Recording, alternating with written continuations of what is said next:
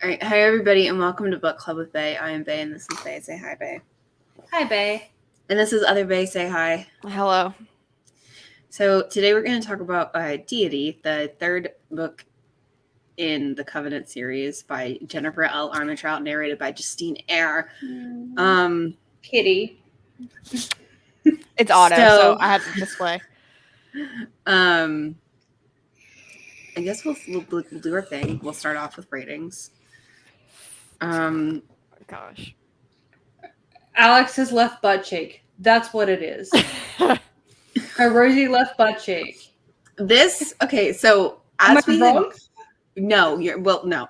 But we had discussed, with Addie before we started, we were like, this series is really crazy. It's kind of bad, and it's a lot.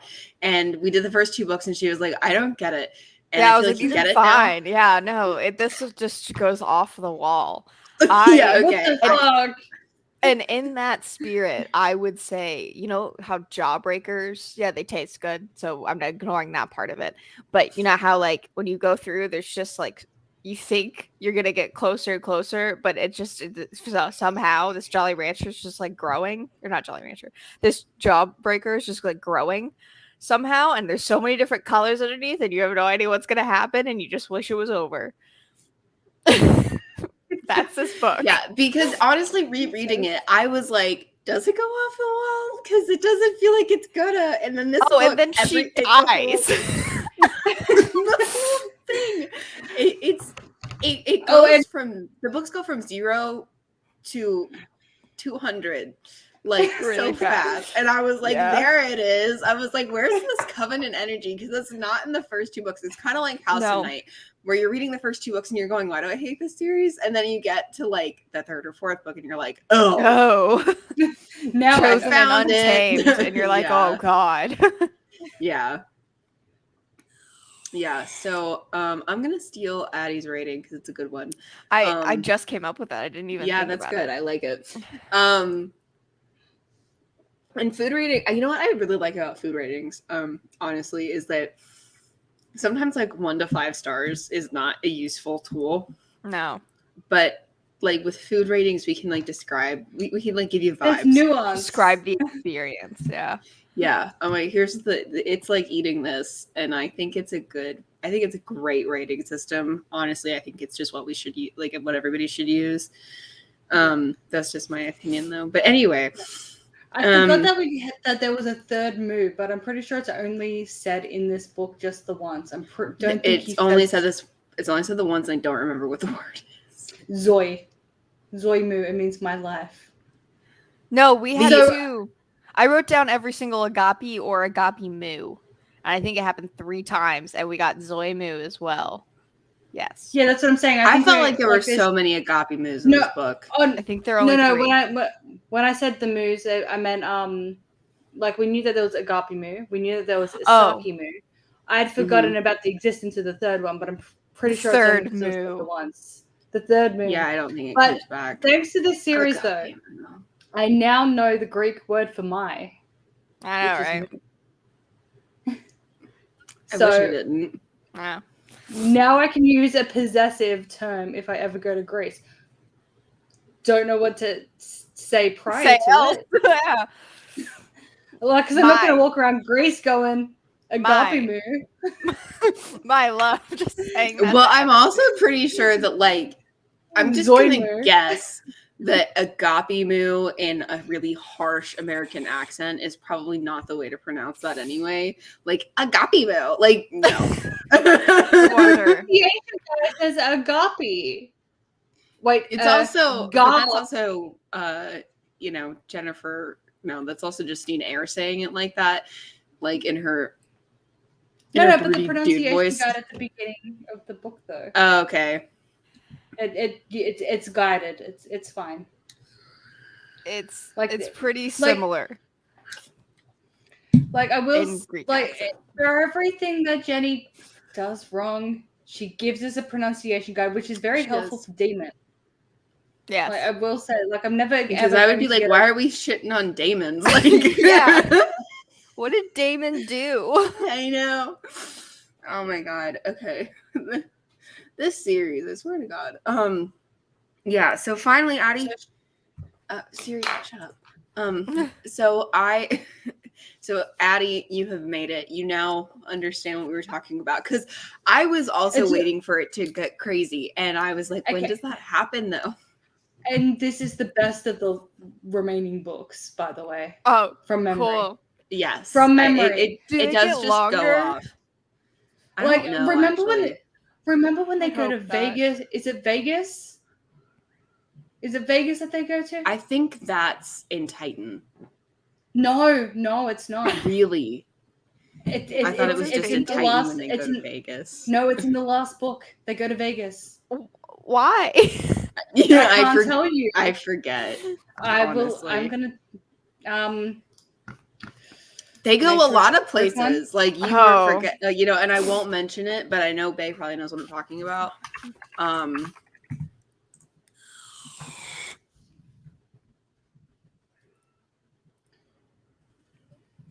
Yep. They go. Like, I know if I know with only 2 books left, it doesn't feel like we have a lot of time for them to be going crazy places. But don't worry, she squeezes it in. There's some places we go, and we're in there. She's capable. She squeezed so much in. And honestly, in the next couple books, they go to a particular place for a while, in my memory, because either it was boring or it's not actually that long. But like, I don't recall. But in my head, they're just there for 10 years. And we got our first reference this book. Yes, we did. Yes, we did. Does Addie know what the ongoing reference is? We got a reference to Supernatural. Yes, I know. Where the first of May. They mentioned Sam and Dean. Yeah. Oh, just you wait. Just you wait. Oh, it gets worse. Oh, it gets to almost House of Night levels, insufferable. Of Glee. But. No, it's only Supernatural. Cool.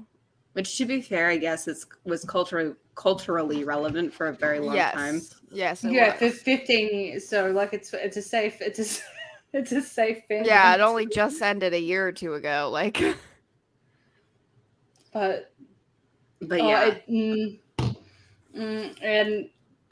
that now I'm getting flashbacks to things that we'll the arcs that are to come. If you send me your notes, because I couldn't listen to this while I was so busy this week. I could not take notes. Yes, let me. And I do remember what happens in what order. Because we had 2 more books, I'm not going to send you the file. Otherwise, you'd get notifications every single time I updated the file. That's I'm going to just send screenshots. So it's going to be a lot. Fine. Just send me the file. I don't care. Like, oh, okay. You don't care that you're gonna get. Yeah. Okay. Definitely turn off notifications. I don't care. Yeah, I can turn them off. Share notes. So we'll recap last book. So last book was a lot of Alex and Seth. It was the Rest Alex in peace, and my Seth boy Seth book, and you were like, "It's okay that I like Seth," and I was like, yeah, but don't get attached, because. And I got attached. In the last 2 books, Seth was great. And honestly, I forgot, like, before we did this, how much you forgot that Seth was great. Because he is. He's great in the last 2 books. Oh, last book especially. Yeah. I really I loved Seth. Like, he's great in the other books. Like, last book is where we get Cuddle Bunny. And and it's wonderful. Like, we stand. We stand Cuddle Bunny. See, I have it back. I re-listened to some stuff and I was like, all right, I'll figure it out. And I did. I figured it out. You know what I think I should have asked, but I didn't know to ask you in advance. Hello, like Pat, at the end. Hey. Towards the end of this book. Yeah. But not actually towards the end, but actually towards the end, because so much happens after it and there shouldn't be time for it. When he's yelling, Alex, I'll always find you, Alex, or whatever. You need to get that down. Okay. Yeah. I should have noted the timestamp. So Addie could. We also got a love always love moment. It was love, only love. Yeah, it was only instead of always, but like Yeah. that's the same vibes. I was really unhappy. No, I'm so happy though, because honestly, I missed this and I was so ready for it. And Addie was like, and I was like, Addie doesn't understand why we don't like this series. She thinks we're crazy. She thinks she's a bad person for not hating the first 2 books. I don't want her to feel that way. I was like, something needs to happen to prove my point. Just, I mean, gosh, it just went Also, off. We need to fact check ourselves. Not Addie. You're an innocent party in this. You're an innocent party. It's fine. Last stream, Faye was like, I don't think that guitar ever comes back. And I said, I don't think so either, but we know he plays the piano. He plays the guitar this book. It was the guitar. He does play the guitar. I feel like I just implanted like Edward playing piano for Twilight over that scene because that's what that scene is. Let's be honest. They also mentioned Twilight in the last book, so yeah. Well, I'm There's also not gonna lie. Like, it maybe the reason why it's so forgettable that he plays guitar is because, as I said when this first popped up, because I'd completely forgotten. I did for some reason like the guitar pick thing stuck in my mind because I knew there was like a necklace on there. But gross. the fact he actually plays guitar, I was like, Aiden does not give me guitar guy vibes. If no, he does not. I would be like, absolutely, he does. He's guitar guy. Like, but I feel like for like young Aiden's men, like knife guy. You either need to be like one of those hot guys that's like totally in a band, or one of those like fuck boys that brings a guitar everywhere. And he doesn't give either vibe. And Seth is fuckboy that brings a guitar everywhere vibe, and I love it. I love him. I love him for it. They nuked Seth, and I'm so sad. Oh yeah, no. And can we here's also the say too. though? Sorry. Right, they also kind of destroy Deacon this book because if you guys don't recall, first 2 books, like he kind of does give off fuckboy vibes, right? Yes, yeah. He does, and that's now fine. he's little It's soft fine. boy. He's covering, but now he's an absolute dork making mortal holiday trees, and it only gets worse. Great, 10 out of 10. And I think that's supposed to be Deacon getting depth, but I don't. It seems but even more He's shallow. just a dork now. He's just a dork now. He's like, I want the web. Or was it him that was like, I want the web, like with the cake? And I'm just like, Deacon wasn't ever. Deacon that turns great. into Jack. Here's the thing. Okay, Yes. so spoiler. By the way, spoilers ahead. This is book club with Bay, not spoiler free book review with Bay. But not a Deacon. It's revealed in this book that Deacon is gay or bisexual, which I think there's no problem with that. But what is a problem to me is that the second we get that reveal, he turns into Jack from House of Night. And yes, and I'm like, why? Like he was fine, like as he was. And I'm not saying take out the gay. That's fine. That's fine. I love it.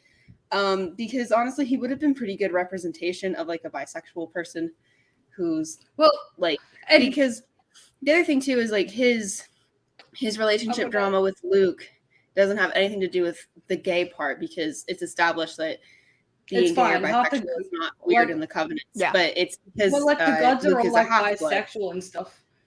Yeah, it's everyone's because Luke fucking is a everyone in half-blood. Greek mythology. Like, and what bothers me is that Jenny does nothing with this. Instead of keeping Deacon as he is and like revealing that, and the thing is like the bigger scandal is that Luke's a half-blood. She just turns him into a dork rather than someone that like can relate to Alex and Aiden. And she also never goes to, and Luke can never you're never get a moment where Luke's relating to Alex's situation, but they should. I don't know. Yes. Yeah. Okay. But can I also just to add on to this Deacon becomes Jack analogy?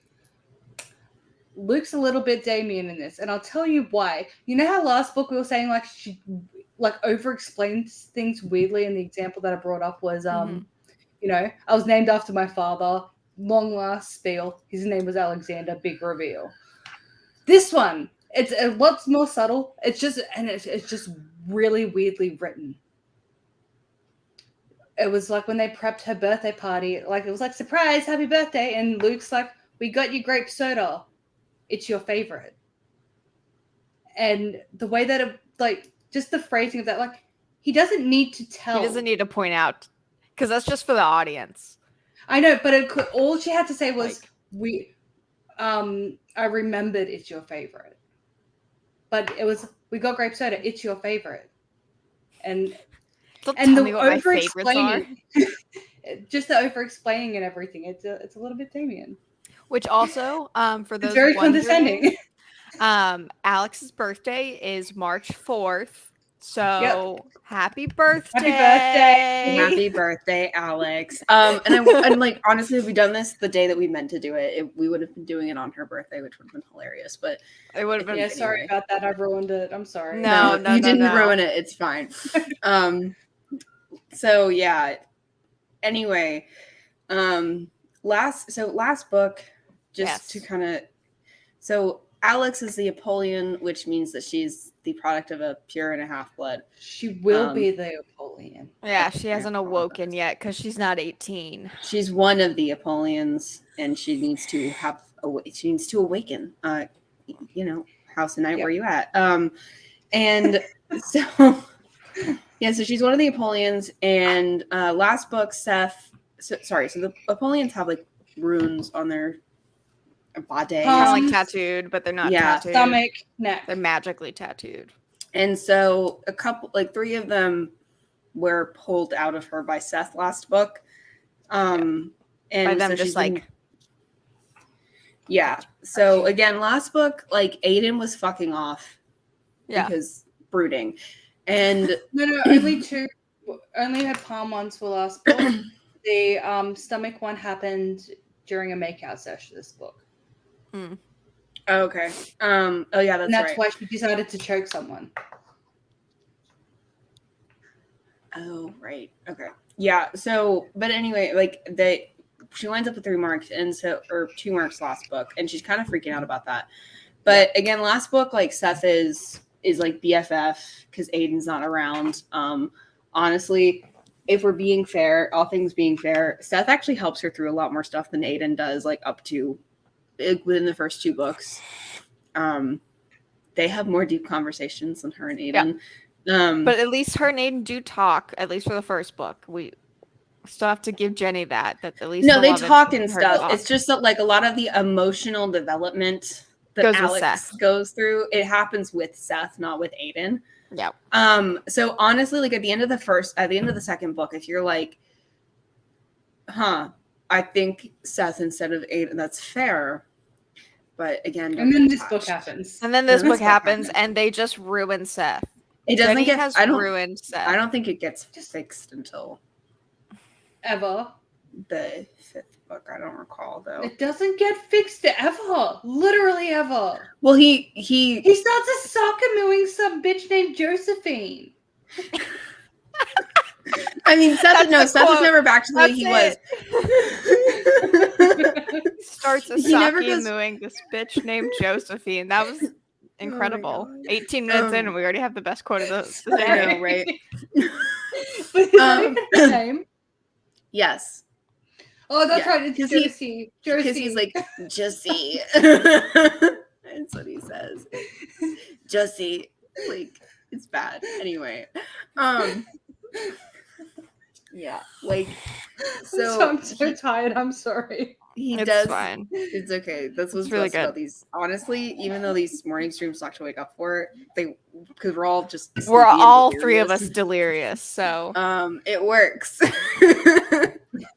So yeah, like I don't think he's crazy for the rest of he uncrazies, but he's never Seth again. It's just sad. Yeah, because he's like one, obviously, like if he has a sequel series, like there is obviously some redemption for him, but Vampire Diaries. Yes, we know Vampire Diaries. Damon, he gets Damoned real hard.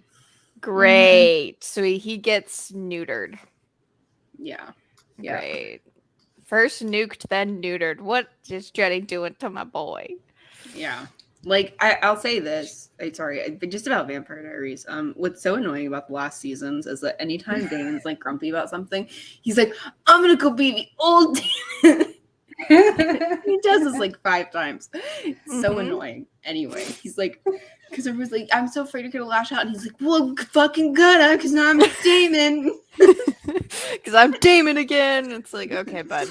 Okay. You keep telling yourself that. Yeah, right. Anyway, so now we're 20 minutes in. You guys want to talk about plot? Let's talk about plot. So Aiden is angry at her in a dream. That's how this book starts. And then she wakes up in bed with Seth because he's been sleeping in her room this entire time. Yeah. Oh, that's right. So end of last book, because we end on a cliffhanger. Pure Blood Guard tries to do a stabby stab on Alex, and she's like, "Hell's no, stab you!" And then that happens, and Aiden's like, "You shall not remember to the Pures." And then they're like, "Yeet!" So now she yeets, and now she's sick. Yes, she's been for a week. Yes, she has a cold, and she should not have a cold. Yes, because don't get colds. Also, this is.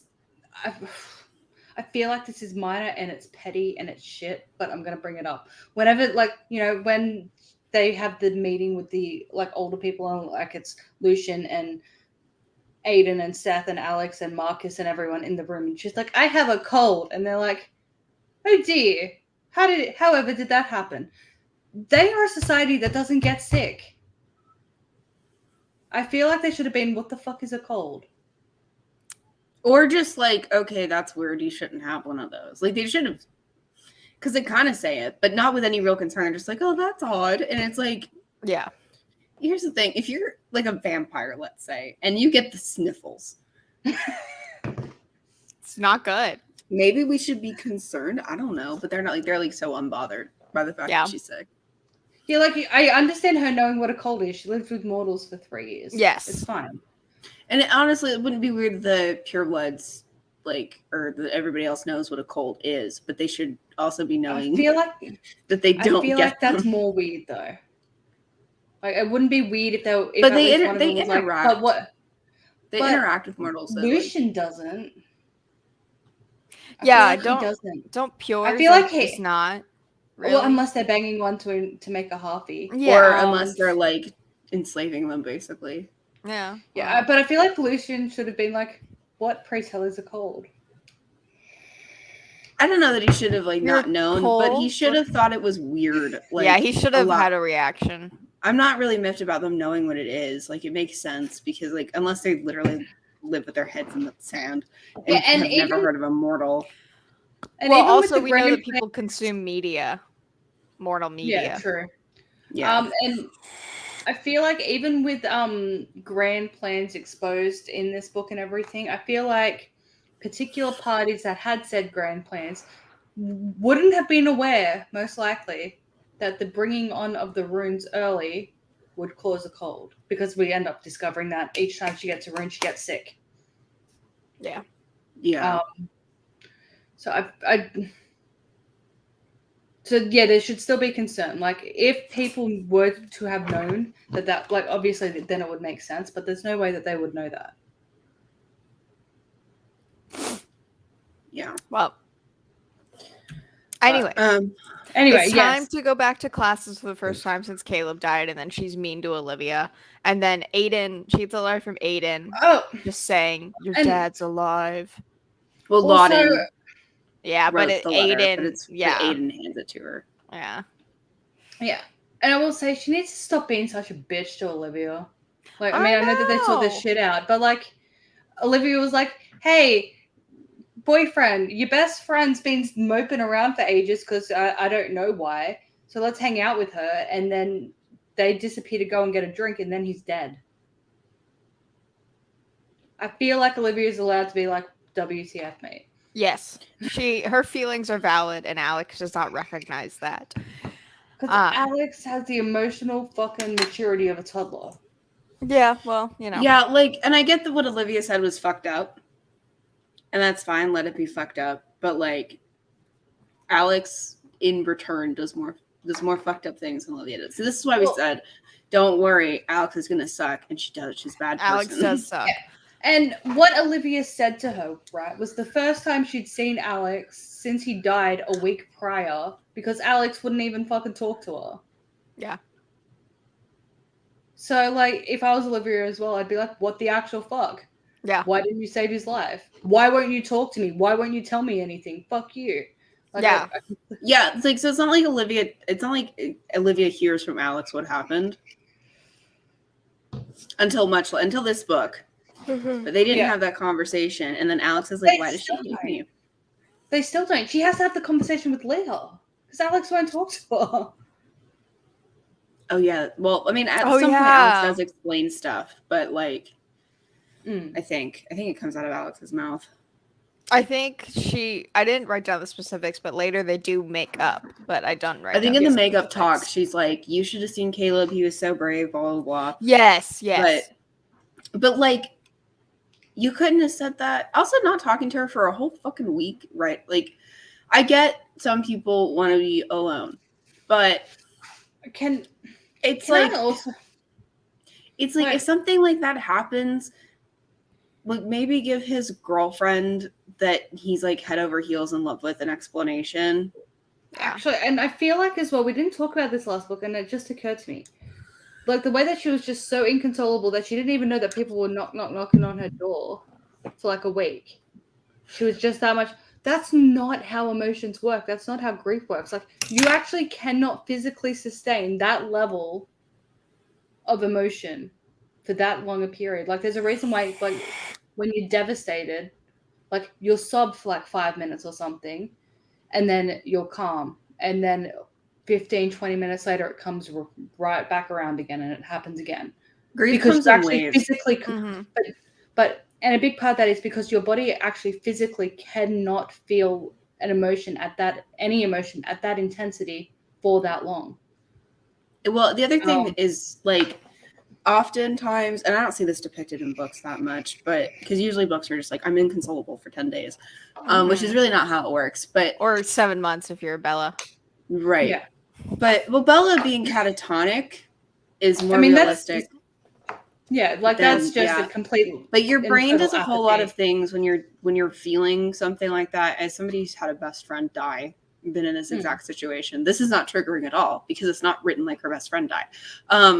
So it doesn't matter. Like, well, also y'all didn't really like Caleb. I didn't either, but like, yeah. So it was fine.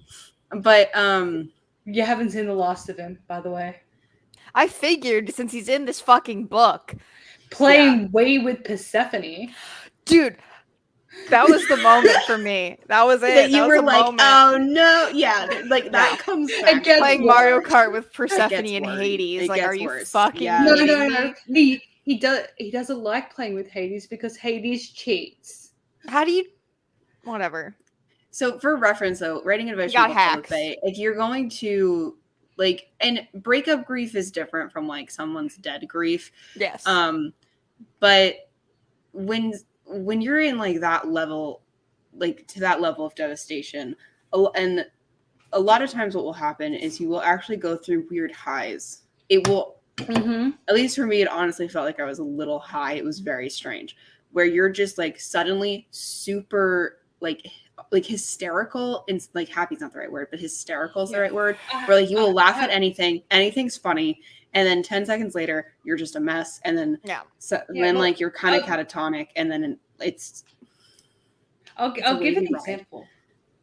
When my dad died, because at that point 60 and I was sleeping on the double bed in the guest room. And it was just like, and we're both just like, this sucks. How do we ever share a double bed ever? Because we had a queen bed before we came here. And my dad's body still hadn't been taken away yet. Like it was like, and I just looked at him and went, I guess we get a king bed now, and started laughing until I started crying again. Like I was cracking jokes about stealing my dad's bed when his body was still in the house. That's what happened. Also, I get that from him. Like, he was always, like, graveyard humor, morbid sense of humor. Like, just crack jokes about whatever upsets you, and hopefully it'll make it easier. Yeah. But that's also just what people do. That people will start laughing in funerals. Yeah. No, and I remember right when Daniel died, because when somebody called me about it, like, over Facebook, I thought he was in jail. I was like, oh God, what has he done? He's totally in jail. And he wasn't. And so I was like sitting there in Ulta crying my eyes out. The 6-year-old was terrified, which now is hilarious because the 6-year-old just walked up to me and just goes, and his mom's like, "Let's go." Let's let the nice lady have a meltdown in Ulta. Okay, Yeah, bye-bye. right. So bad. And then Cassie, like, get down. and then like I said to my mom, I was like, "Well, at least he's not in jail, you know." You and I just know, started like laughing. I started just losing it. Yeah. And then I threw up. Like it just, yeah, you know. Yeah, like I just don't buy that Alex was incapable of see. Like if it was she couldn't face her.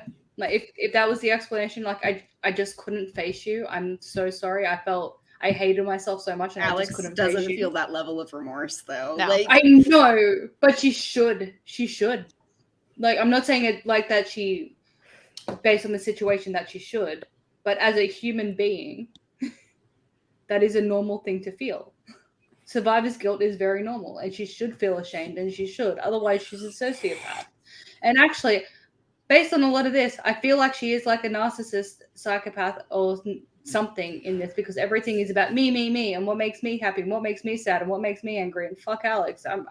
What really, what really ramps up in this book is that Alex, again, at the end of the first book, you're like, oh, she's learned some things. She's going to behave a little. No, she does not. Her selfish behavior gets so much worse. And then gods tell her your shitty personality, it's a strength, not a weakness. Yep. And you're like, show me then. Show me how this is a strength. Because all she does is hurt the people around her. All she does is make them sad. Like I was Team Hades this book. Yeah. Yeah. Like, cool. Like, done.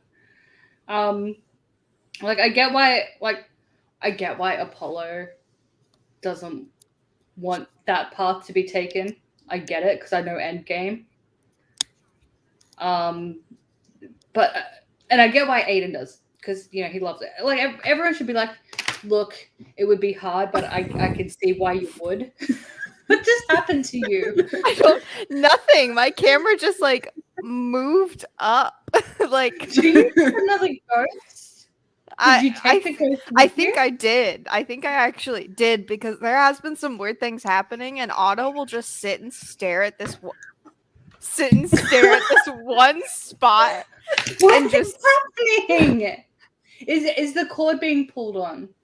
That might be it, but we're just gonna pretend like it's not happening and do this. I just pointed it really way too far down, so hopefully it's fine now. I don't even know what we're talking about now. But anyway, Alex's shitty personality. Yes, Alex's very shitty personality. Was anyone like?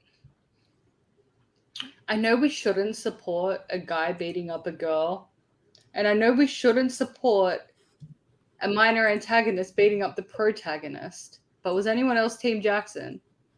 Yes. I was like, I'm okay with it. I'm okay with this. I know. She only got like a split lip. Like it wasn't she's that fucking bad. fine. You know. Yeah. Also, here's the thing: more characters should. Here's the thing. We've talked about this before. This is super relevant right now. I don't care how your protagonist behaves. I don't care. They're a sociopath. One of my favorite books involves a child sociopath. Okay, and I love it. I stand. But what makes it work? What makes his shitty behavior work is that the characters react to it. Yes. They react to what he's doing. I think I could deal with Alex if characters were reacting to her the way that they should, and she was like something like, I don't care, I need to blah blah blah to get myself through it. This is a lot. Like, whereas like she'll get a lecture and it's just like, you're so reckless, let's fuck, and that's it. Like he'll be like, you're so reckless, but then next second he's like making out with her or something. Right. And telling her that how brave and strong and smart and beautiful and wonderful she is.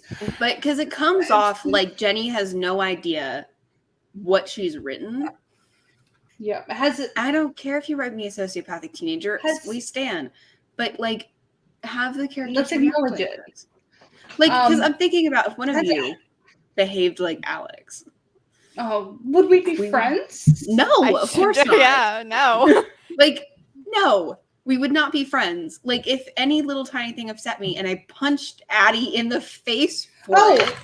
Like, okay, Also, think about that though. Think about what she does to Olivia. Olivia is one of her best to friends. no longer be a maid of honor in my wedding. I would be like, listen, kindly give me thy stuff back. Yeah, okay.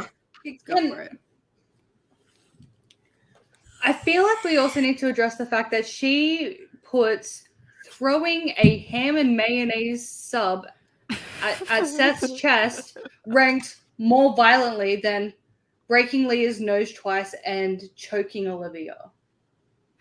She's like this. She threw this up and she goes, "That was probably too far, even for me." Yeah, like, and I'm like, you just choked out Olivia like half an hour ago. Yeah, and Addie, like, and just imagine, okay, and this is only because it would be physically easier for me to choke you. I see you more often.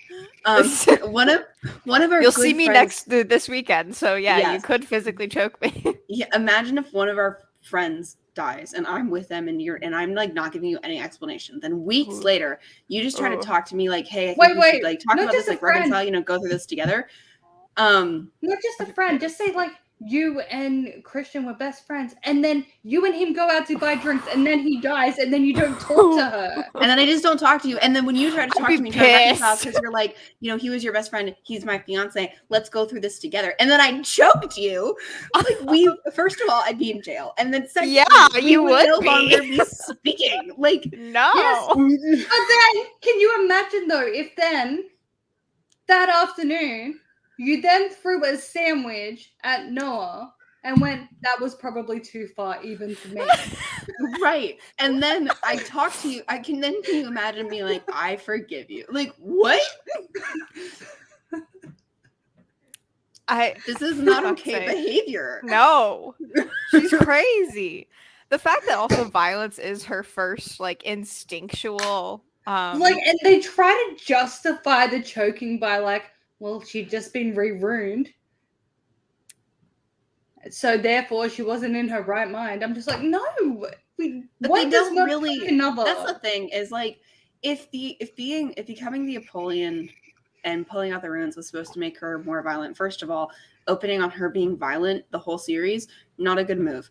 No, she should have been a complete pacifist, and then or not even that extreme, just like normal. She should have just been a normal person. Yeah, for example, choke people out. Yeah, let's go back to Rose in Vampire Academy.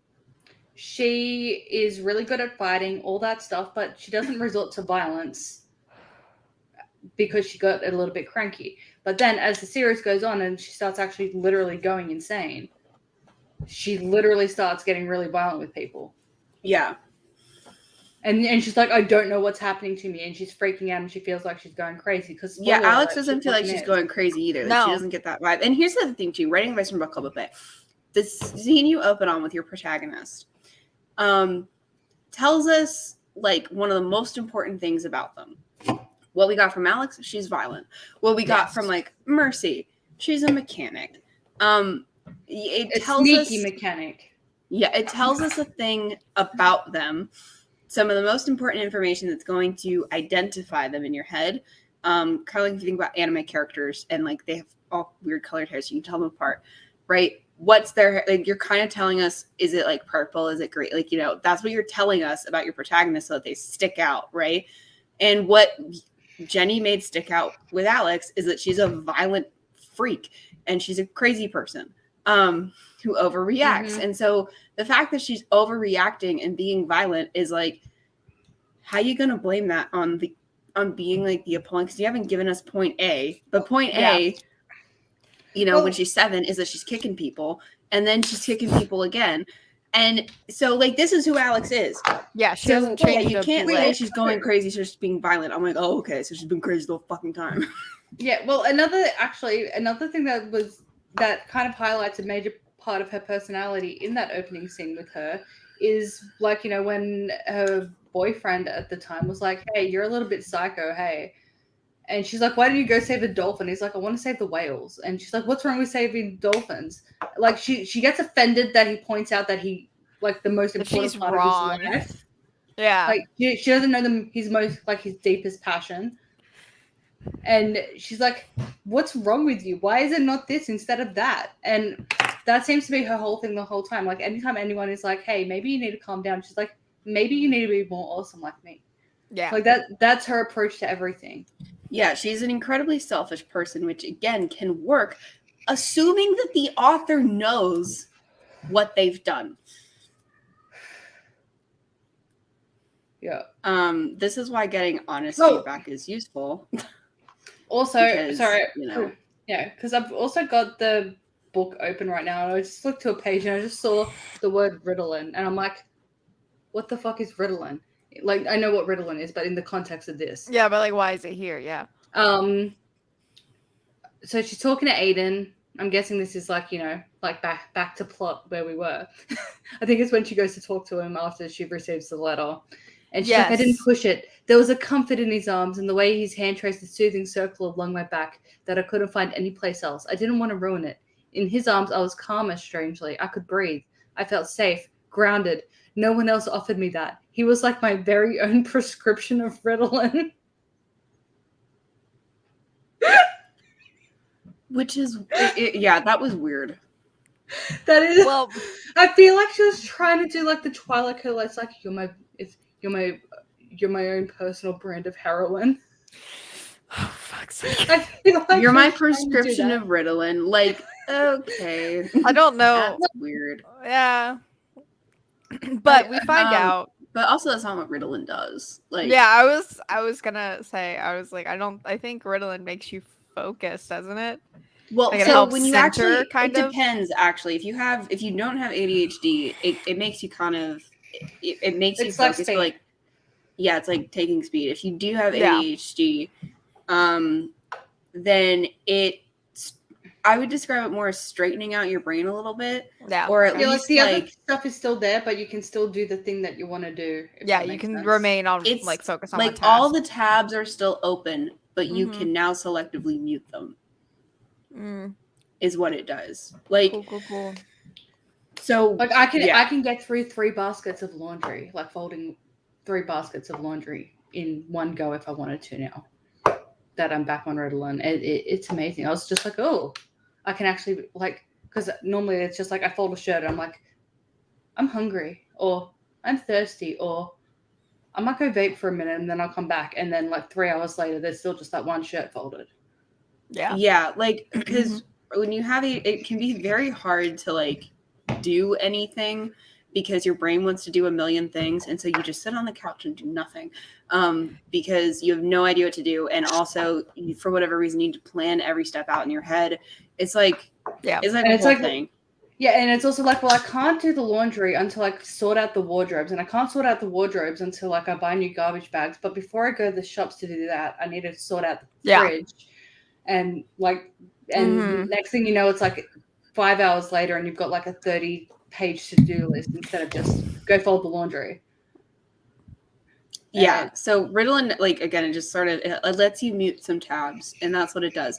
It's not like marijuana, which is how she described it. Yeah, where she just or becomes Valium. Yeah. Anyway. Yeah. So turns out Dad is a servant at the New York Covenant, and we saw him last book. Yes, he's the half-blood servant that was not elixired properly. Yeah, it does not seem to be elixired.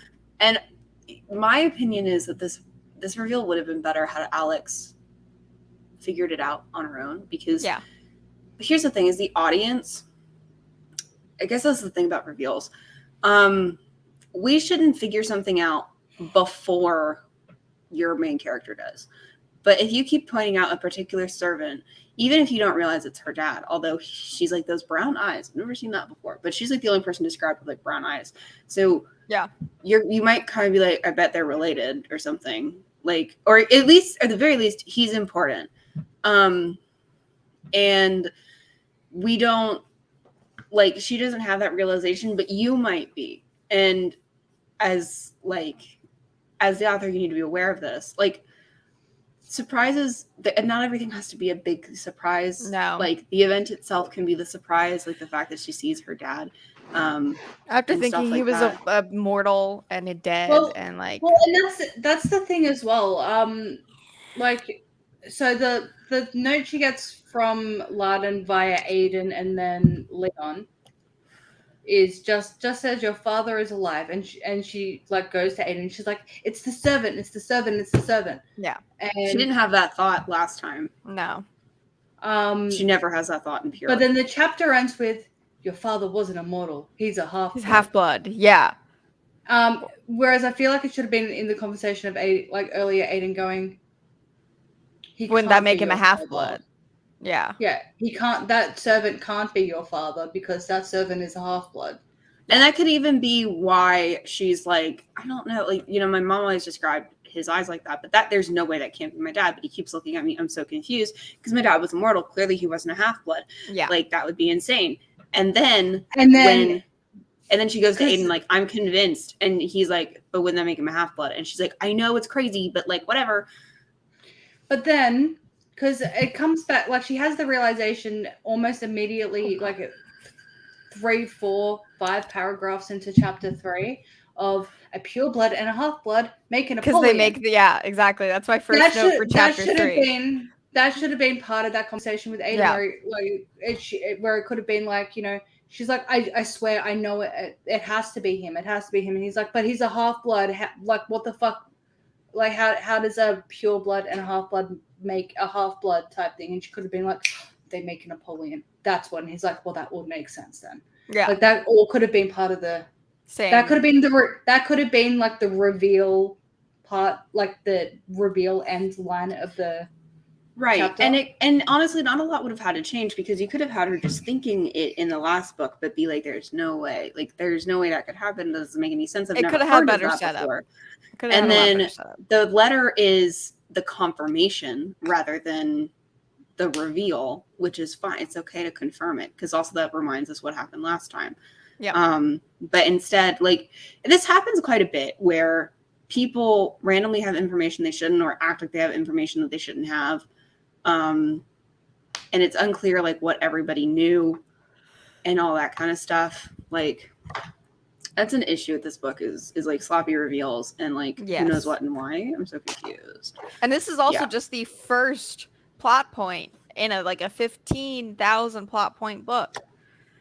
This is just the first little conflict thing. We're only on chapter 3. Yeah, so she talks to Seth about the fact that the half-blood, pure blood mommy make Apollyon thing. Mm-hmm. And so he teaches her how to build mental walls, and then he accidentally... It doesn't work, though. No, and he accidentally siphons, or it might not have been accidentally. For my boy Seth, I like to think it was accidentally, but... No, it's accident. It's accidental. And then they make out, and Leon, ever the cockblock, is like, Lucian wants to talk to you too. Yeah, is this when she gets the third thing? Yes. Yeah, this is when she gets her third mark on her belly. And she's really freaked out by this, and honestly, that at least is fair. Yes. Because Alex has one thing that's consistent is Alex is like, I don't want to be the Apollyon. That freaks me out. Like, mostly because of what's going to happen. Yeah. And like all this really freaks me out. So there's that. Yeah. So now she's really tired. Like she's super tired from the siphon thing. And she's in this office talking to Marcus and Lucian and everybody. And she's just like, you know, she's half asleep. So, oh yeah. And then Marcus is like, Seth has been sleeping in her room and Aiden's just there, but also they never talk about it. So like, don't worry. It's fine. Aiden apparently doesn't care.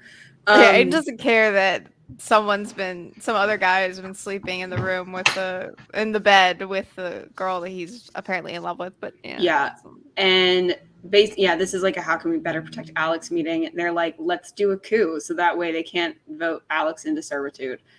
And Marcus is like, that's cray. Yeah. We also talk about how the Furies go after Alex specifically. Another plan is to make her leave. Also, it's weird that she's got a cold. Yeah. What are Addie's thoughts on Marcus by the end of this book? What do I think of him? Yeah, Marcus. I love Marcus. I love Marcus. I do too. He's a sweet little man, and I love him. Yeah. I like Marcus. Also, Also, beautiful easy the by way- the end. Like the way that he so- has the way that she's actually character developed Marcus is really good. Like, yeah, credit so where good. it's due. It's I good think he's- because it's I very think he's the most- gradual. I think he's the and- most Like like he's the consistent. best. And you Yeah. come away feeling like he's now a more He has complex grown. character rather Yeah. than because his baseline hasn't really changed. You just see more sides of him, and it's Yeah. nice. So then chapter 5, yeah, she's not gonna graduate. Yeah, She's like, worried "I'm not about gonna graduate." graduating. No, she's worried about graduating because another plan's to make her leave, and she's like, "Well, I you know, like, oh gosh, but I have to graduate." And I'm like, "This feels like the least of our problems right now, but I don't care." But she keeps missing and skipping classes, so I'm like, "You're not going to Yeah. graduate." That was my So- mental. That was my But mental then she notes. I was goes like, to she's not going to fucking class. graduate. So then so Seth and Alex banter. She misses Caleb. Who care? Is what you wrote. Teacher So the teacher Romby. that hates her, who has Romby, who's like part of the Order of Thanatos. We find out. Yep. Also, the whole Order of Thanatos thing gets shelved. Like, it's such a big thing at the beginning of this book. I forgot about that because it just by the end when we're doing all the things, it gets shelved. So here's a quick like mental flow chart for you. We have a few factions. Let's talk about factions. Yes. Okay, 'cause I Yes. feel like we need to. Faction. We have Because the now we're people- entering like Game of Thrones land where there's like about 10 different sides. We're Yeah. gonna group it into 4 groups. We have the Okay. group that has no idea what the fuck is going on, and they're I'd like to be in that group. The pleb And- group. We'll call them then the plebs. And then we have the Order of Thanatos. Okay, Which wants to Who- kill Alex. Yeah. which wants to kill Alex specifically. They're like, no to Well, they Napoleons, we're gonna kill you. And like I mean they'd settle for Seth, but like Alex is easier because she's not a Napoleon yet. Yes. And then you have Lucian, the Lucian faction. Yeah. Who wants Who's- mortals to be his slaves? That's what he wants. He He's wants like, we should half-bloods to be uplift fine. half-bloods, and We mortals Are should be the our We Are slaves. Gods the We Are Gods The We Are Gods faction. faction. Yeah. So again, Yes. plebs, Order of Thanatos, aka Team Me, because want to kill Alex.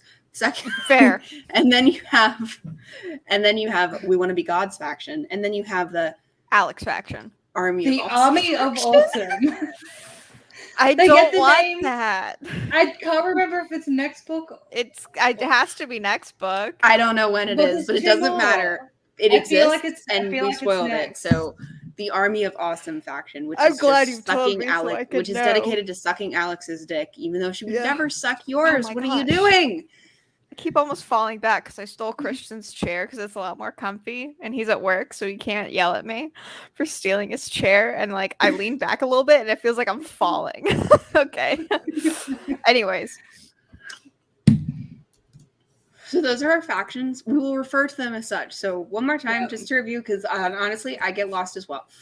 Plebs, fuck Alex, fuck mortals, And sucking Alex. Alex's dicks. yes. So Army of Dicks. Awesome. Her plural penises. Yes. So those are our 4 warring groups. Okay. So Yeah, so Romby is effectively just like, show me how you beat the Furies, and she's like, but I don't know how, and he's like, show me, and she's like, tries and fails, and then he's like, Jackson, come beat the shit out of her, and Jackson does so thusly. I wrote down he very curb stomps thusly. her. yeah, he Yes, does he curb does. stomp her. And again, she is like out of it. She's No, very out he of was it. about to, Oh, he's about to You curb saw the stomp. Oh yeah, boot and then coming, Aiden and then- shows up. Yeah. and then Fucking Wild Aiden. Aiden A appears, Wild Aiden crash appears. tackling, like I Drags just her out of picture it, class. like, Yeah. Like I Yeah. feel like okay, like Boots coming down. Okay, so just say like, wait, Jackson's body is like here, right? But this is his boot. So Boots coming down, and then Aiden just goes, like he just like leaps in the air and kind of Appears like out of nowhere and dives just- yeah. and just dives and like crashes into him and like he's diving into a swimming pool. But Jackson, that is how it is written. Like it's weird. And so he takes her to the nurse's office. She gets her lip sewn up because she has a busted lip, but that's the extent of her injuries. Seth takes over. He angry. And then Aiden gets a new assignment. Oh, his But also though, just he's like, tell me who did this, and she's like, no, and he's like, tell me who did this, no, tell me who did this, no. well, I always get paired with Jackson. Not Jackson did this to you. Like, can you imagine if it was someone else? Dude, I know. I know, right? Oh my Seth god. is about to go sicko mode. Like it's gonna be bad. It's gonna be fun. But Aiden has a new assignment. No, continue. So the thing about this too is like at this point, another compliment I can give is she actually does a pretty good job slowly making Seth slowly making you like yes. Yeah, oh God, at the end of last stable. book, even during last book when he's like pulling out the marks, the first time you're like, you're like, oh yeah, it's an accident. The second time she's like, Seth, we can't do this again. And then the third time happens this book and you're like, damn, dude, she said no. She said she didn't want this. Yeah, it's a slower escalation. It's a slower escalation. So when she's like, I don't know, but I will say the way that Alex handles all this is fucking stupid because she's a fucking idiot. Like the things that she does later in this book, because she's like, but he can't be a bad guy. I'm like, oh my god, like because you're crazy and because he's crazy, you can't recognize crazy, and it's a bad thing, Alex. You have bad crazy dar. And at least like in the stuff with Seth as well, it doesn't come out of nowhere. Like she gets warned about Seth book 1. It was like Apollyon's are kind of known for being a bit cray cray. Yeah. And I think it's the Akasha. The Akasha makes him cray cray, and that's what is really fucking with Seth, right? Like throughout this book, he gets more and more. He's being cosmically made crazy. Yeah, so instead of like being addicted to ether like a demon, it does. Yeah. But and I think the thing that infuriated me most about her like Seth blindness is like at the end of this book when they're like, maybe you should do a kill. And she's like, I can't do that to him. That would be so mean. That's and so Leah rude. is sitting right there. Like Leah's sitting right there. And she's just like, I can't do that. It's a big yikes. That's rude. Like if you don't want to agree to it, you could just be like, I wish it didn't have to come to this. Yeah. Can we try to avoid it having to come to this? Yeah, can that be like our plan Z? Because I don't want to kill someone unless I have to. Yeah, Alex has, because we'll get to it, but like just so it's out because it's in my head. Alex has no appreciation for, even though she's like things are, even though she completely says, even though she says repeatedly, "Wow, things are so much worse for Leah." She thinks it, but it doesn't come out in her actions or anything she says. Like nothing that anyone else can see, and. In fairness to Jenny too, Leah's like, what the fuck? But also, you're supposed to be Team Alex on this, and I'm not. I'm not Team Alex. Because here's the thing: if somebody had forcibly removed my soul energy or something, I'd like and used it to literally vaporize a whole bunch of people. I'm pissed. Like you've made me complicit in a massacre. That's not nice. I'm upset. Not just complicit, a literal accessory. Yeah, and again, like we're supposed to think you don't defend him in front of the victim's sister. It's hard to say whether or not this reaction of like protecting Seth is part of the thing. But it's not written that way. It's just written as her opinion, and so it's not clear that she's overprotective of Seth. Like irrationally because of the thing. And so it's like you have no idea, Because at this point she can't even feel the bond. At this point, when they have this conversation, she can't feel it. But anyway. Yeah, so Aiden's new assignment to guard her. So basically we get Aiden time this book as Seth goes crazy. They talk about Seth. He's like, you're settling for Seth. He's like, you're settling for Seth. And she's like, I'm not settling. We're not even like dating. We're not like official. Like, it's fine. We're just make out a lot. That's fine. And then he's like, if you could have who you wanted, would it be Seth? And she's like, and then it's like, okay, chamber time, I guess. Yeah, so then they go into the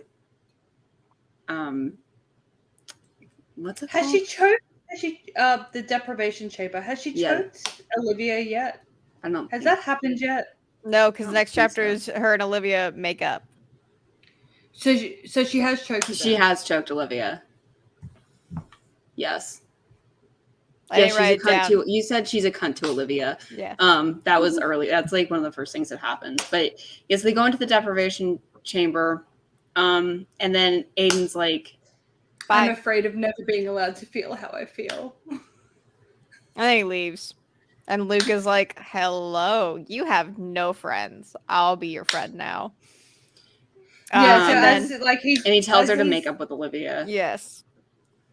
Yeah, so Luke and an unknown male come into the deprivation chamber, and he stands on Alex, and he's like, and she's like, and he's like, hey, boo, want to wait for me? And he's like, and we later find out it's Deacon. They go into the deprivation chamber to not make out because they haven't done anything yet, according to the testimony we get later in the book. So I guess they're just going there to talk. Okay. And they hide out in the library later just to talk. Because they haven't done anything. Suspicious, but I feel like they have. I feel like they've done more than talk. Yeah. So otherwise they would just talk. They wouldn't be hiding. Yeah, because there's no rules against them talking. Like, Alex and Aiden do a lot of public talking. Yes. She does a lot of public flirting with him.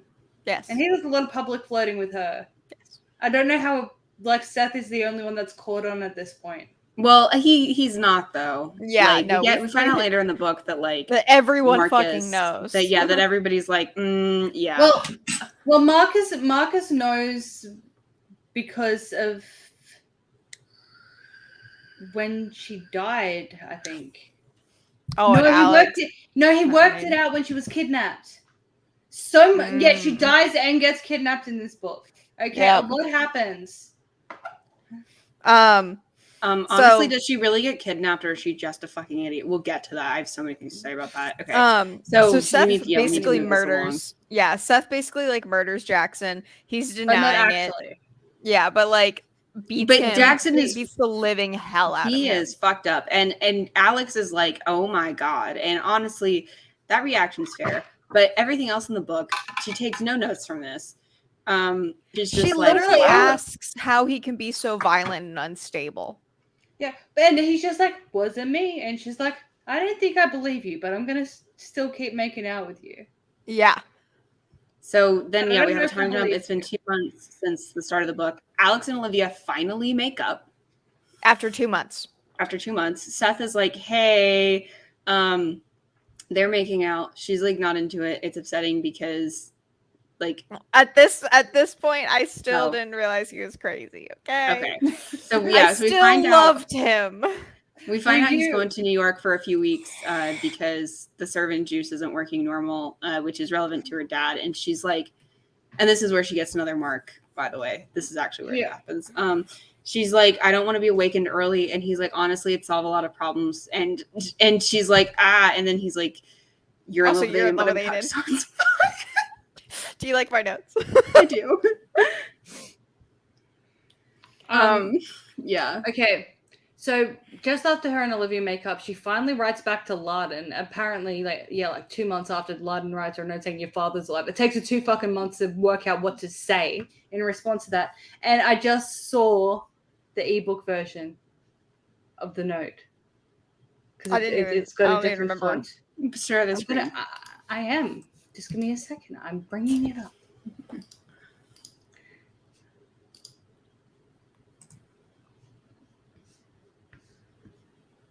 Can this bit?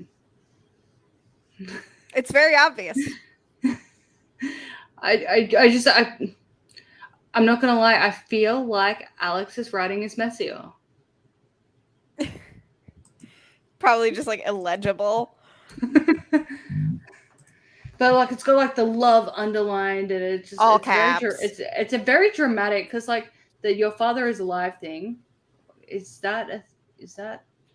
Let me find out what that one is. Yes, it is. It is in different. That's just in italics. In italics. So yeah, this is very dramatic compared to the your father is alive. Like they didn't. Yeah. They didn't even bother finding a different handwriting font. Yeah. So Seth, again, basically, yeah. Sorry. Okay. Seth is so after yeah, them were in the library, I believe. Right? I think so. No, maybe not. I don't know. But we're talking Deacon. to Deacon. No, she's having a chitty chat with Deacon. Where the frack are they? Oh, they're in class. Her and Deacon are in class. Okay, there we go. And so that's where she works out that Deacon and Luke are like, not boning because they're not like doing Check anything. bow wow, yeah, whatever. So then Seth and Alex are sparring. He's trying to get her to activate, and Leon freaks out and throws him off. Because they're like, because she's like on top of her and like trying to make her do an explodey thingy. Yeah, and Leon's like, Bleh! Honestly, it's like, really unhinged. It's Leon and Seth almost fight. Aiden is like, stop it. Yeah. And I'm glad we got. Sorry, I just want to say I'm glad we got a little bit more page time with Leon this book, considering what happens. Yeah. And guess what? He's ruined from that point on. Okay, I figured. I could already tell. And guess what? The bell jokes about we need to get him a bell. Mm-hmm. They don't stop. They continue multiple times, and each time they all make out like, oh, what a great idea. Why has no one said this before type thing. Like they make it out like it's the first time the joke's ever been made. Every single time. Yep. So yeah, then Seth and Aiden like they're like, come on, bro, you want fucking man fight. They're like posturing, and then Seth comes to visit her. We call that arcing up. Seth is leaving for New York, and she's like, please, like, find my dad. And he's like, also, please be careful. Here's a phone. Of boobs, yes, and he gives her a phone as well, so they can. Yeah, chat. And can we just acknowledge that whenever she says mentions, because there was a girl last book that was like, I want to. She doesn't have a name. Her name's just boobs because she has boobs. She's like, I want to fuck Seth, and because she had big boobs, Alex decides to name her boobs. Which, let's be honest, who hasn't given someone a name, referred to someone as purple hair guy or something? Yeah. But my issue is when she's like, look out for boobs, he's like, and who is boobs type thing, and then when she's talking and she's like, he was with boobs. And he's like, and who is boobs? And I'm just like, I'm sorry. If someone came up to me and said, I'm really upset because my boo is with boobs, I'd be like, are you high? What is a boob? What is a boob? It would occur to me that this is a nickname. It would occur to, I would be like, just with a pile of silicone titties? Like, what are we talking about? Yeah. Oh, he's a plastic surgeon. Okay, cool. Yeah, I'll get on board. I would be like, how many? Yeah. Is it just like a pair, or is it like we got multiple sets of boobs hanging out? And are they still attached to people? Yeah. I disembodied boobs. Considering the context of Alex's memory of her, where Seth's like, let's dance, so then they dance, and then he dips her, and then boobs does a lean forward with a lip lick, and Seth drops her because he's distracted by the boobs. I feel like a more appropriate nickname based on the dropped party in that would be Stank Ass Ho or something. Or Slutty McSlut. Something. That'd be more Alex. That'd be so much more Alex but whatever. Bye, Seth. No, we talked to Aiden because now the boyfriend is gone. We can fuck around with the main hoe. Yes. Yeah. Now that the boyfriend's gone, we can spend our time with the husband kind of thing. Yes. Deacon, and we find out Deacon's a pure. We knew Deacon was a pure. I just realized that Deacon was a pure. That's why it said like that. I just fully realized it. He's Aiden's problem. I'm fully aware. It's been mentioned multiple times throughout the series. That he's the only pure that talks. Listen, I think after I read these books and after I do book club, I just wipe, and then I come back in. System reset. Yeah. Yeah, I have to do a hard reset every single time. Okay. But Luke's a half, so it's spicy, and they're a thing. So they talk about Deacon for a minute before reading a book about Thanatos. That's why it's triggering. Because sorry, I didn't I do not recall what book it was because I was like, I don't want to read your note out in case it's like actually triggering. No, it's literally just about Thanatos, and it's a House of Night, and that's why it's not really. But it's ancient, so Aiden has to read it. The Order of Thanatos might be behind all of this. One thing I did like about this whole scene was so Alex and Aiden decide to go to the library because no one goes to the library. So they're like, we can do our covert translation in the library because apparently you have to be covert about translations. I suppose. And they bump into Deacon and Luke, and they're like, oh yeah, we were just doing a study thing, and he's like, that's awesome, bro. I'm so glad that you are doing the studies. You're studying. And then when when they get in the study room, he's like, I don't care that he likes dudes too. Oh, well, Alex knows, right? She doesn't think Aiden knows. And then she's like, that's really cool that Deacon is doing all of the studies. And Aiden just looks at her and goes, do I look stupid to you? And that is probably one of my favorite moments of this whole series. Because it's the first relatable moment on the planet in this series where he's just right, because Alex is like, I'll cover for him, and Aiden's like, I'm not a fucking idiot. Right, Otto is standing, screaming, and staring at the spot where I think the ghost lives. He's just standing. Go walk. Maybe just go walk in between him and the spot and see what happens. He's gone. I think the rational explanation is he likes looking at the vent and screaming at the vent, but it's more fun. It's more fun, huh? It's more fun if there's. Is it a low vent or a high vent? It's a ceiling vent. Okay. Because he just goes. Is it on? Yes. Is it on? Yes. He can probably his whiskers can probably feel the airflow. Yeah. Yeah. But it's more fun to be a ghost. Yes. Something funny about Carbine is if there's a noise above us, most dogs would just look up, they would go, right? That's what dogs do. He doesn't do that. He just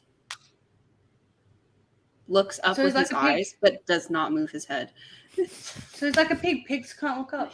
It has, yeah, kind of. Yeah, and it has to be a really, really loud noise for him to finally go like that. But normally he's just chill dog though. It's so adorable. Oh, speaking of the opposite, right? Because you would think that he would be the one going crazy and that Archie, the lapdog, the cavalier, the calm as fuck dog, would hear a noise or see something and just be like, oh, what's that?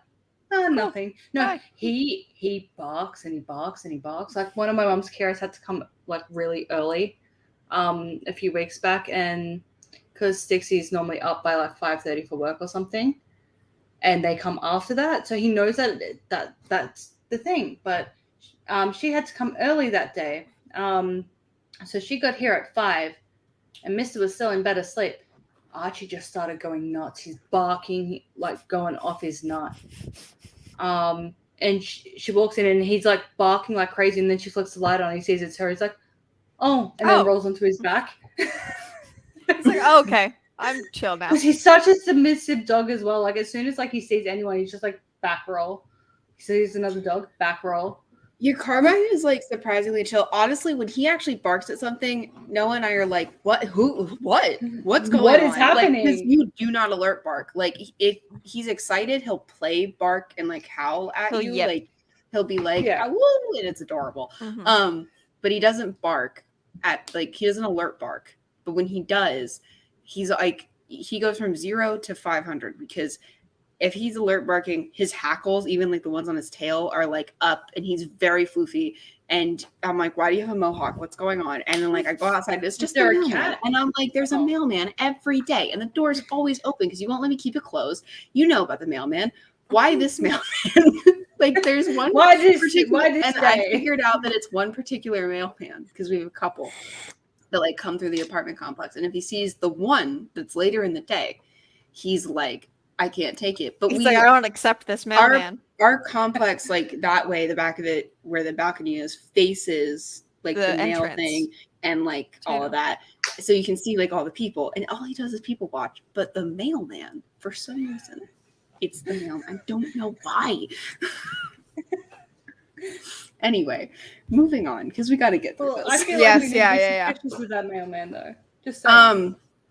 I feel like that story was worth it though. So anyway, yes. So yeah, Thanatos might be behind all this. She realizes, and I was confused about this too because she's like, oh my gosh, Seth is draining me, and I was like, duh. Yeah, right. Yeah, because she finally clicks that every time she gets a Rooney Rune, she gets a tired, and a sniffle, and a cranky, and I thought we knew that was happening because something weird was going wonky with the Akasha. I thought we knew this. Apparently, we were not supposed to know this already. Yeah, right. But they make it like super obvious last book, so I don't understand. Yeah. Why we would not have known this. I don't know. But then she tries to call him. Yeah, to be like, bro, WTF, and he's like, yeet, no. Yeah, every time she confronts Seth about something, like, he's like, no. So anyway, they talk to Deacon for a minute before Guard shows up, and is like, Marcus wants to see you. Minister Telly, the person who tried to servanticize her last book, is here. And he knows that she killed a guard. He's questioning her now because Seth isn't there to protect her. It does feel very cartoony. You're correct, Addie. He's just being a dick. Like, yeah, he's just being a dick to her. And also, though, he's being so obvious because there's no way he... And this is actually brought up in the book. There's no way he should know except that if he sent... the person to kill her. The pureblood.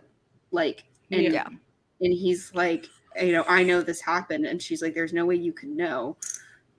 Which makes it super freaking obvious, which, you know what, honestly, if he's going to be obvious, that's fine. But like, yeah, it's like, fine. He's not a problem for much longer. So whatever.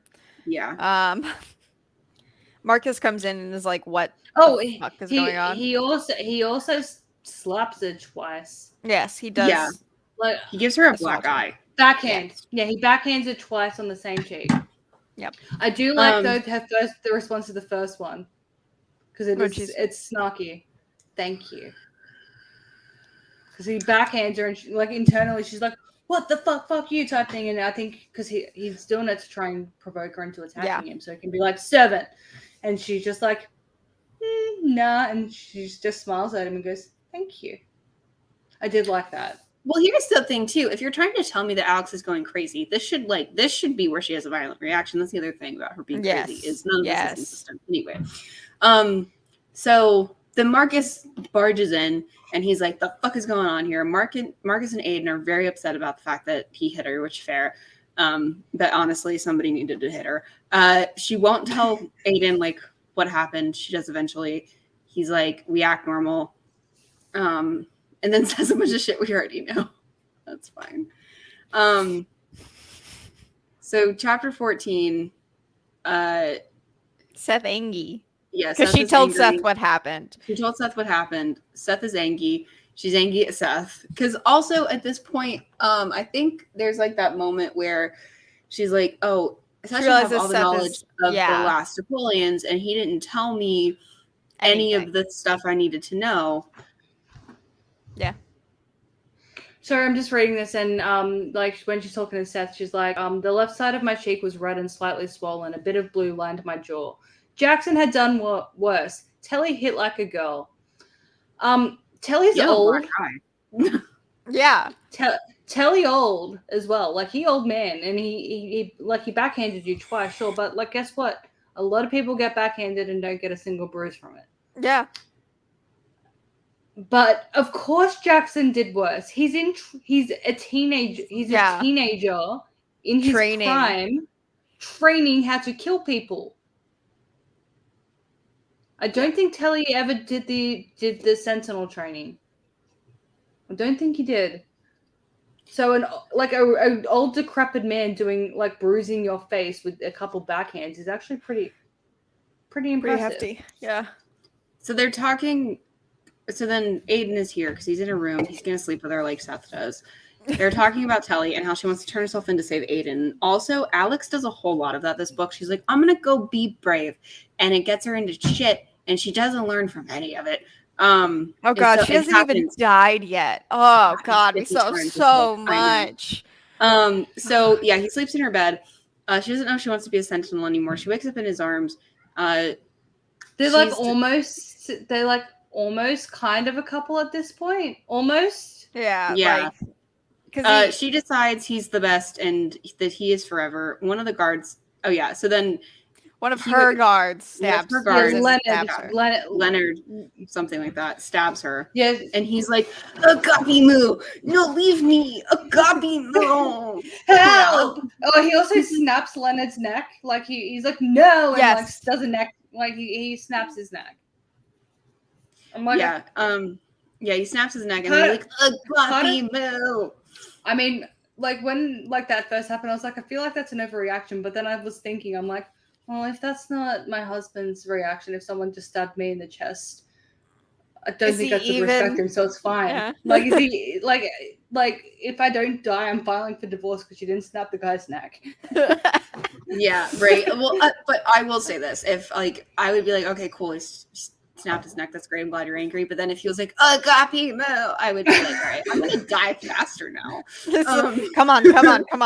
Where's the light? Where's the light? I would be like, where is it? Let's go. No. Yeah. So she dies. She whole ass dies, which honestly is more than we can say about Zoe. Well, she goes to the afterlife. Yeah, but that's death of 1,000 cuts that isn't intended to actually kill you. Yeah. Oh no, it's because he dies that she just gives up on life. Yeah, sorry, that was Stark that death of 1,000 cuts did. But nobody stabs her epically and like she doesn't. Alex just died, which honestly, I'm okay with it. I'm not okay with how it. What not okay with what happens next. So then we're in Hades' realm, and she like needs a coin so she can cross over, so she can't cross it over. And there's an oracle here, and she's like, yeah. So they're at the river Styx. Yeah, they're after. No, the oracle. The oracle is right now. I just didn't write her down because I didn't care. So the oracle is right now, and she's like, "I knew you would be here. I know how it ends," and like very vague, nothing useful. Honestly, yep. That's why I didn't write it down. And then she sees Caleb, and she's like, "Caleb, huh?" The oracle as well. She's like, "Aren't these shoes great? They better be great because I literally died for them." Yes. Which honestly, I kind of like the end. I miss Grandma Perry. I miss Grandma. She was at least fun. She was a fun oracle. She irritated me. She was a kooky old lady. This one is just like, oh, my pretty shoes, and now I'm died because I was shopping on Melrose Avenue. So then Caleb is here, and she's like, oh my god, Caleb. And then they have Wheeze, and they're playing Mario Kart with Persephone. And yeah, there's the stupidness, you're right. Mom's also down here, but Caleb is like, you shouldn't go see her right now. Alex's soul is up for grabs. She's not fully dead yet. So this is also when we find out that someone is in Hades' room, like bargaining. Yeah, he's like, there's a big blonde god. But I will say, as ridiculously stupid as the Wii thing is, right? At least there's a reason why Persephone even gives a flying fuck who Caleb is, because like, how many people are in the underworld? I know, right? A lot. At least Jenny had the forethought to go, people aren't going to buy that just some random half-blood guys playing like Wii with Persephone. So she did actually give a reason. Like, she was the best friend of Alex, who is kind of a big deal. Yes. And Alex is a big deal Alex down here. Yeah, so they're like, tell us all about Alex, and then Persephone's like, you're a cute pet, I'll keep you. Yeah. And now they Wii. Yeah, now they play Mario Kart with Persephone, and honestly, it's something that really takes, like... It takes you out of it really hard. Well, and I'll say this, like, Persephone is not playing Mario Kart. I'm sorry. No, none of these people are playing Mario Kart. We do put some stupid things in Blackwoods. We like do. The slider, that we yes, phones. Did you put an ancient Greek god? No, they don't exist. Zeus' the Greeks daughter. don't exist. We spelled it like this. Yeah, but you do not have and we have a whole thing about it. Zeus's daughter slash his brother's wife, because they're all incestuous. Yeah. You don't have her being like, I want to play Mario Kart with like people. Well, I'll also say this: like, first of all, we're very consistent about our stupidness. The stupidness is in all the books, so it's fine. This is like the first. In all these books too. But this is like one of the first times that this is one of the first really big stupids. You know. I mean, at one point, like, we just thought it would be funny to throw Aiden off a river, so we. Like, that's true. That's how it started. We were like, ha ha ha ha, let's do it. Yeah. Anyway, we were like, lol, wouldn't it be funny if Aiden just yoinked into a river? Wouldn't it be hilarious? We were like, we need to separate Aiden and Naomi and Claire and Dex. How do we do it? Aiden in a river. Got it. We just thought it would be funny. I think we were like wine drunk at the time. And it's in it. It's in there. The book. It made it into the book. So anyway, so Caleb is like, yeah. So then Aiden. So then she Caleb just like tell Olivia I would pick LA, and he's like, you need to remember everything, and she's like, I promise. And so then Aiden like blames himself because she was stabbed with Titan blood, and like he was supposed to be guarding her, and instead he was being Titan blood. So then I thought he was brushing his teeth. So then, Leon's a god. This is what we didn't tell. This is one of the things that Bae and I were texting about. Yeah. Like that, because the foreshadowing. He is. Yeah. Yeah, like all of the foreshadowing that Leon was Apollyon in book 1, because she's like, you kind of look like Apollo, and stuff. So like, he has a country accent. He does. Yeah. What no, the Leon's fuck? had a Leon did the whole time. Yeah. But does Apollo? It doesn't. Yeah. And honestly, I don't even know that I can mimic it. I'm usually pretty okay with it, but like, I don't know that I can mimic it because, you know what? Yeah, I can. He's like, it's something like, Alex, you're alive, and I'm Apollo. It sounds like he's choking. Like he can't breathe. It's just like, I'm Apollo. You know what? Alex. I hate this. Yeah. It's so bad. Yeah, and that is correct. That also that was a fair representation of the voice. Thank you. I'll be here all week. I mean, honestly, I would say 95%. This sort of issue of like, and I know you couldn't have done it with this book, but this sort of issue with like the male figures who are supposed to be intimidating, sounding like a joke, is why we hired. Oh, also he acts like a fucking joke. Well, yeah, he does. But like, it's the same thing with it's the same thing with Marcus, and it's the same thing with Aiden. They just sound stupid, rather than sounding like Seth sounds awful. Yeah, like Cuddle Bunny. Lucian is probably my least objectionable male voice. Yeah. But that's also because he kind of sounds like a prissy prick, and he is a prissy prick, so it's fine. It works out well. Really, when the sound quality is better, it's like, not. It's less bad, but like, I don't know. I don't know, like what I would have done had I written this book.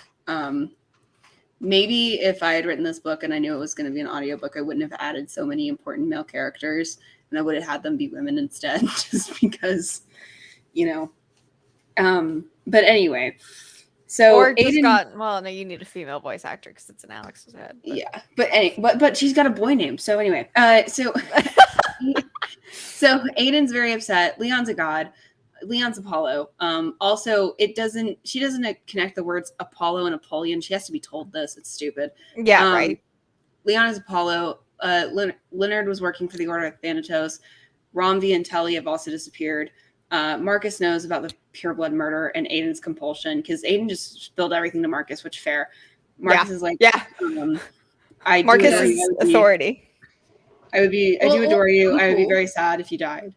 Yes.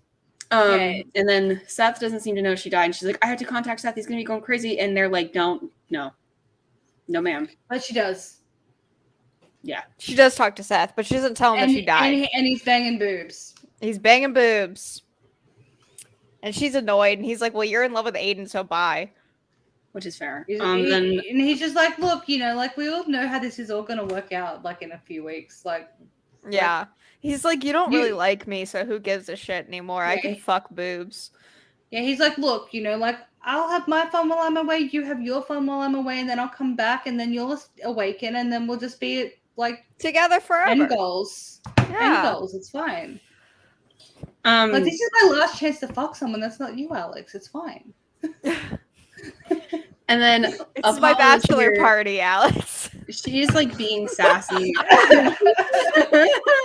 She's being sassy to him. I managed to get that out before I inhaled. Yeah, like she's being sassy to him because she has no respect for the gods, and yes, you know, I don't. But he's mind being that sassy. So much. Yeah, I don't mind that either. I honestly love the dichotomy of Alex not giving a shit that there's a god in front of her, and the only thing she's upset about is the eyes.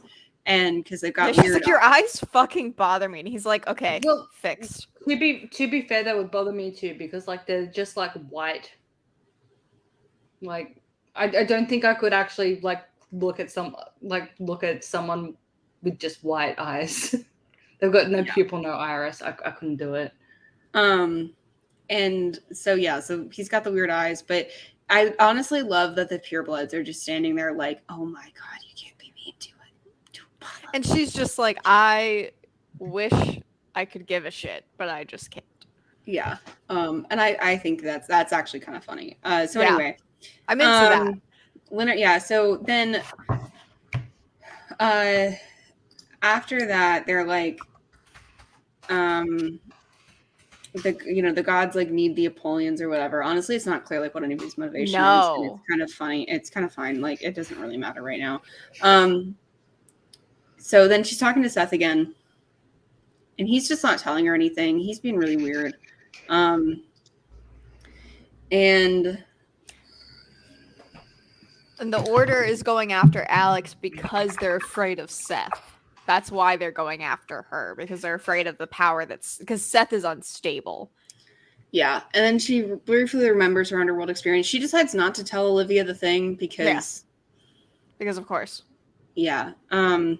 But anyway, so then Apollo is like, you're moving in with Aiden because obviously Deacon because is Apollo ships them.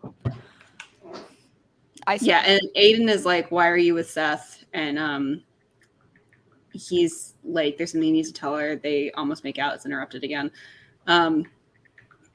Deacon goes to fuck Luke, and he knows Alex wants to boink Aiden.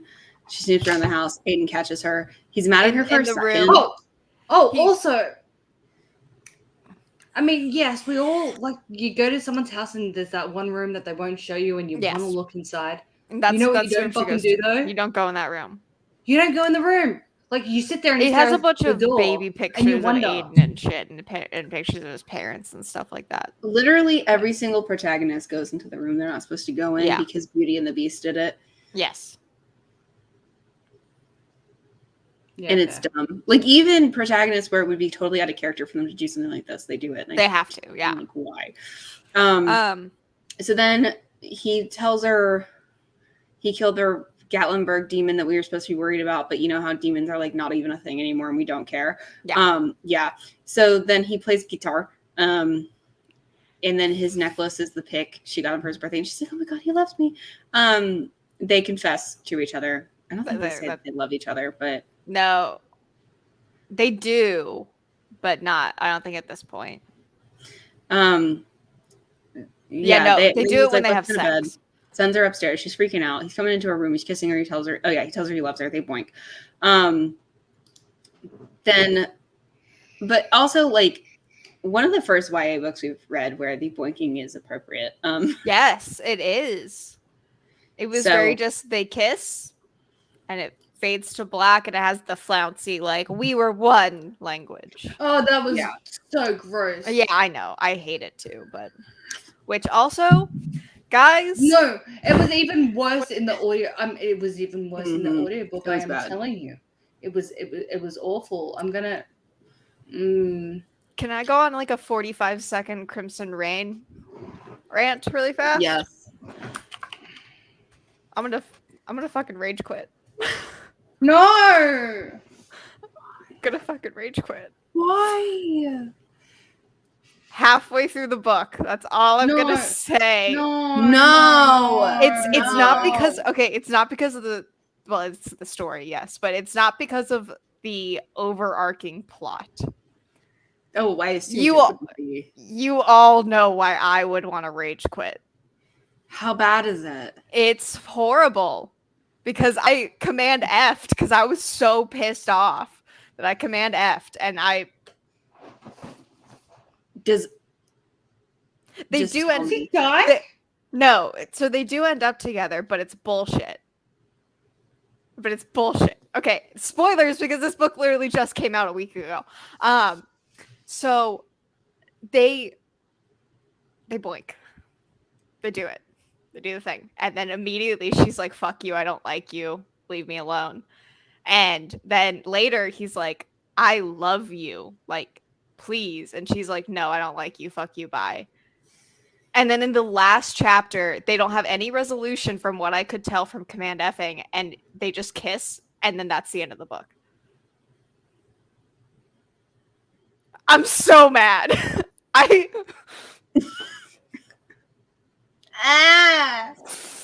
So it might turn into a ranty stream whenever we do it, but I'm not going to continue reading until we have a stream date set for that because I'm so mad. Like, it's been days and I'm still pissed. Mars' face says it all right I now. know. I have no words. I don't either. And the boinking scene is so good. It is so good. The way that it's handled, Anyways, all right. I just needed to get some rage out for a second. All right, so we'll discuss further next week. Yeah, we will. Mm-hmm. So then they agree to be in a relationship, and she admits to herself that she loves Seth, but it's more like a connection to Seth because right now, like, because Seth is away, she's like not feeling any of the Seth feels really because he's like not in range. So he's out of signal right now. Yeah, He just he's in a dead zone. Anyway, so oh god, it's the start of the constant agape moves. Hell yeah, it is. Agape move all the time. Like, we built up agape moves so much in the first 2 books. You were like, there are like no agape moves, and there I'm like, just 2, wait. and now it's like, and I mean, I do it. Like, I mean, I'm not saying he's dropping it like every second sentence, but it's just such a ridiculous. Like, what's not a ridiculous nickname for your SO? Hey, babe. Yeah. You know what's a freaking mouthful? Agape-mu. Agape Twice as long as her name. Yeah. It's twice as long. Alex. Agape. I'm sorry, I can't with the way he says it. I forgot. Like, It would be anyway. like it would be like if instead of calling you Addie, we'll go with that because that's shortened. Instead of calling you Addie, if every single time we refer to you, it was like the other bae in the relationship. I don't know, like there's something really long and not naturally flowing. It doesn't naturally flow. It's not a easy thing to say. It's he could have just said bulky, my love. He could have just said my love. My love would be fine. I mean, I still wouldn't like it, but like I still wouldn't like it, sure. And look, I know you aren't the biggest fan of Ixia, right? But Valak, he calls Yelena love. He refers to her as love as it goes on. He's just like, hi, love. That's fine. I can live with that. Yeah, my that's love fine. That's cringy. My love is cringy. You know what's worse? Agape-mu. Agape-mu is like highest rank cringe right now. It hurts really bad. And then a Psyche-mu is awful because here's the thing, like Aiden doesn't really call her that in front of people, but like this implies that Seth knows that Seth has like the thought, well, Aiden calls Alex Agape-mu. I can't call her that. I have to find something else. So my soul, which honestly, like, said no one ever as a pet name. Yes. Because like, again, like you could call someone my love. And like, yeah, there are times where like, you're just being like, it's generally said in a like affectionately facetious way. Yeah, you still call your SO sometimes like my love. But again, like affectionately facetious, not not earnestly. No, Love if I ever what? said it earnestly, I think I would throw up immediately afterwards. I would too. Like if Noah comes out here and I'm just like, hello, Yeah, it would be like, hello, my I don't love. think you would make it out of my mouth. I can't. But like, see how someone could call their SO love, like, you know, and then not be weird. You know what you can't call your SO without it being weird? My soul. My soul. Or just soul. Like, all right, soul. all right, hang on. I'm going to ask Christian, how is work going, comma, my soul? You have to capitalize. You have to capitalize. I already sent it, but it's, but it's, my soul. how is work going, my soul? Stop. He read it. Do that? He's read it. If he questions it, wait, let me actually get the right spelling of Asakimu. Because if he's like, why the fuck? You'd just be like, would you rather Like, me you're call you Asakimu. He just read it. I know better. I know better. Oh my god. Wait. Titan, Seth, Moo. Because I don't know how to spell Asakimu. He did not acknowledge it at all. Oh, wait. Answered normally. Wait, it's fine. It's fine. What we're gonna do, I'm gonna go to Goodreads because it'll be in there. Okay. Am I gonna follow it up with Asakimu? Yeah, would just be like, was my soul too weird? Would you prefer Asakimu? But I need to actually find the spelling because like you need the correct spelling when you're gonna do weird Greek, right? You live Greek. Hold on.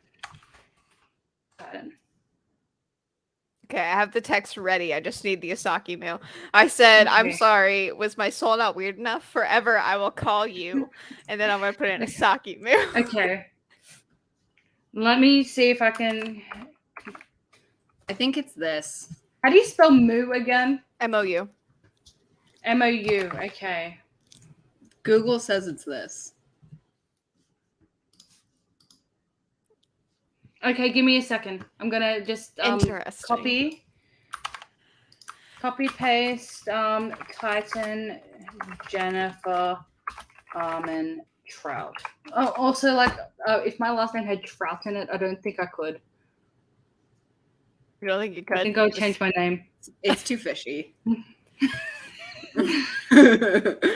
Oh, he shortened it to just Sakimu. Just Sakimu. Okay. So P-S-Y-C-H-I with a little flicky dot I.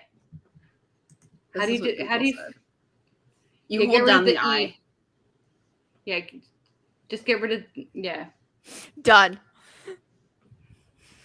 I didn't acknowledge what he said for his day so far. I just All right. So Apollo shows up and he's like, I know you guys fucked, and then he reveals to them that the gods like didn't decide that halves and pures couldn't like mingle. He's just like, y'all did that to themselves. Yeah. But he's like, all the gods said is like no half pure breeding because and I'm like, isn't that the same thing? Like, because what do you think is gonna happen if you're like, you have to stay separate? He said neither, please. Well, request Agape Moo and Void Moo. Which would he prefer? Would he prefer Saki, Agape, or Boy? What is another really cringy thing to call someone like my what? Like kitten. My kitten. My kitten. Okay. Wait. Translate. Google.com to Greek. Okay. Let's say kitten. You want kitten? It is mine. It is or just kitten. That's how he says it. I don't know how to say that. That moo. There's like a Kitaki moo. Like honestly, like go to Google Translate and press the little speaker thing and like type in kitten. Gitaki moo. You have to write it Cuddle in Greek, bunny. though. Cuddle bunny, no. Yes. Just call him Cuddle Bunny, because that's in English. And then moo. No. I've got it in Greek. Because I've got it in Greek. It's fine. I could not say that out loud if my life depended on it. It's that moo. Here. Oh wait, no, sorry. That's in like the Greek characters. Let me put it in like the. That. There we go. That, yeah. Cuddle bunny. Oh Jesus. Cuddle Okay. bunny. Anyways. All right. Anyway, we Cuddle need to bunny. move on. I'm sorry. Okay. No, now I'm upset that Seth says cuddle bunny in English. Well, he doesn't know ancient Greek. But he does though, because he has all of the knowledge of the Apollonians, and now Alex can speak. Alex, when she ancient gets it, Greek she's like, fluently. I can't understand their language. That's what she says in this book. No, I'm pretty sure in later books she can speak Greek. Okay, that's weird, because in this book she's like, oh, I don't know how to speak that language. Like, it's like as if she's just getting their memories, but not like how to speak the language or whatever. Anyway, Well, it, to you know be what? fair, Anyways. it was like massive overload. It was Yeah. massive overload. So And we're only with her for a second after it happened. So yeah, so Anyways. he tells them like the halves and pures do this to themselves, but also halves and pures were not allowed to breed. Which honestly, what did you think was going to happen? Well, most people, I will say, a lot of people don't expect like, hey, don't make more Apollonians than we want. Thank you very much. Would lead to slavery. yeah, that seems a little extreme. He said you're Like in- not in- improving. Why not? Why? Does But he he's not like, like the but Greek? Apollo is like, the halves don't matter. We don't care about them. And she attacks him because duh. And then basically the plan is to depose Telly. They want to take her away somewhere and hide her from Seth because they think he's going to do big murder. She doesn't agree with being taken away and wants to talk to Seth because she's a fucking idiot. She spidey senses that Seth is here. He's like, I don't want to talk about Aiden or the Poland shit. Come with me. And she goes. She does not get kidnapped. Okay? She willingly. She knows at this point Seth is crazy, but she refuses any of it. And honestly, I'm so surprised that Marcus or Aiden did not just roofie her, because that's what I would have done in this situation. I'd be like, you want to go talk to Seth? Here, have a bottle of water for your trip, and then roofie her.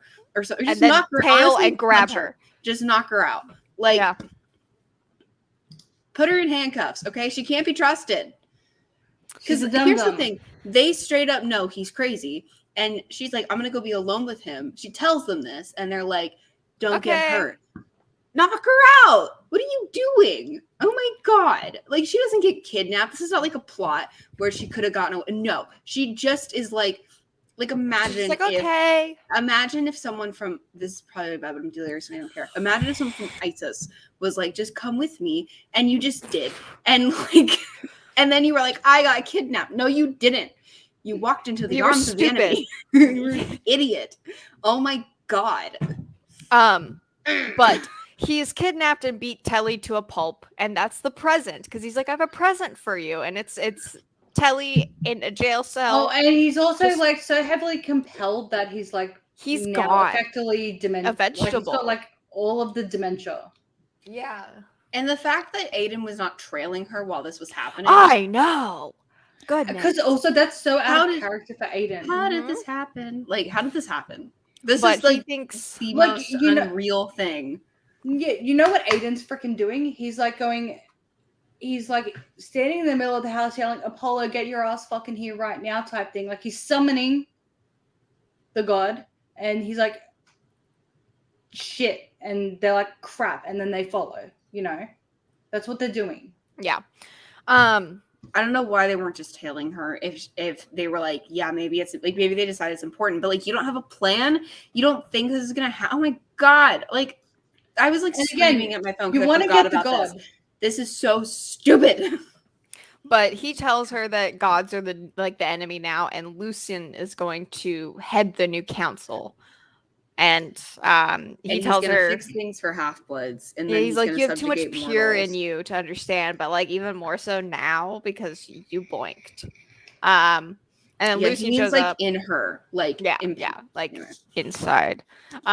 Lucian's like, okay, you're moving back in with me. Seth is gonna get your things. And he tells her that he wants mortals to become their slaves instead of halves, and he wants to like elevate the status of halves. And then He's Lucian a locks good her in the guy. house. Yeah. He locks her in the house until she. But how did she even get in this house? Like, oh my god. Anyway, I'm sorry. She followed him into the house. I absolutely cannot. Like, I absolutely cannot. So then she thinks she's they're talking gonna kill to her. Seth, and Seth is like, he's totally different right now. Like, Yes, she's terrified. This is not of our him. boy. This is not our boy. Yeah, she's terrified of him. It is a bit cartoony. I will admit and she's that. like, but Lucian's bad, yo, and he's like, but he's my new daddy. Yeah, effectively. He didn't have parents really. Yeah, because mommy didn't. And they love try him. to, and they make it out like Lucian has Seth under some sort of like mind control, but mind he control, doesn't. like emotional mind control, which doesn't really make a whole lot of sense.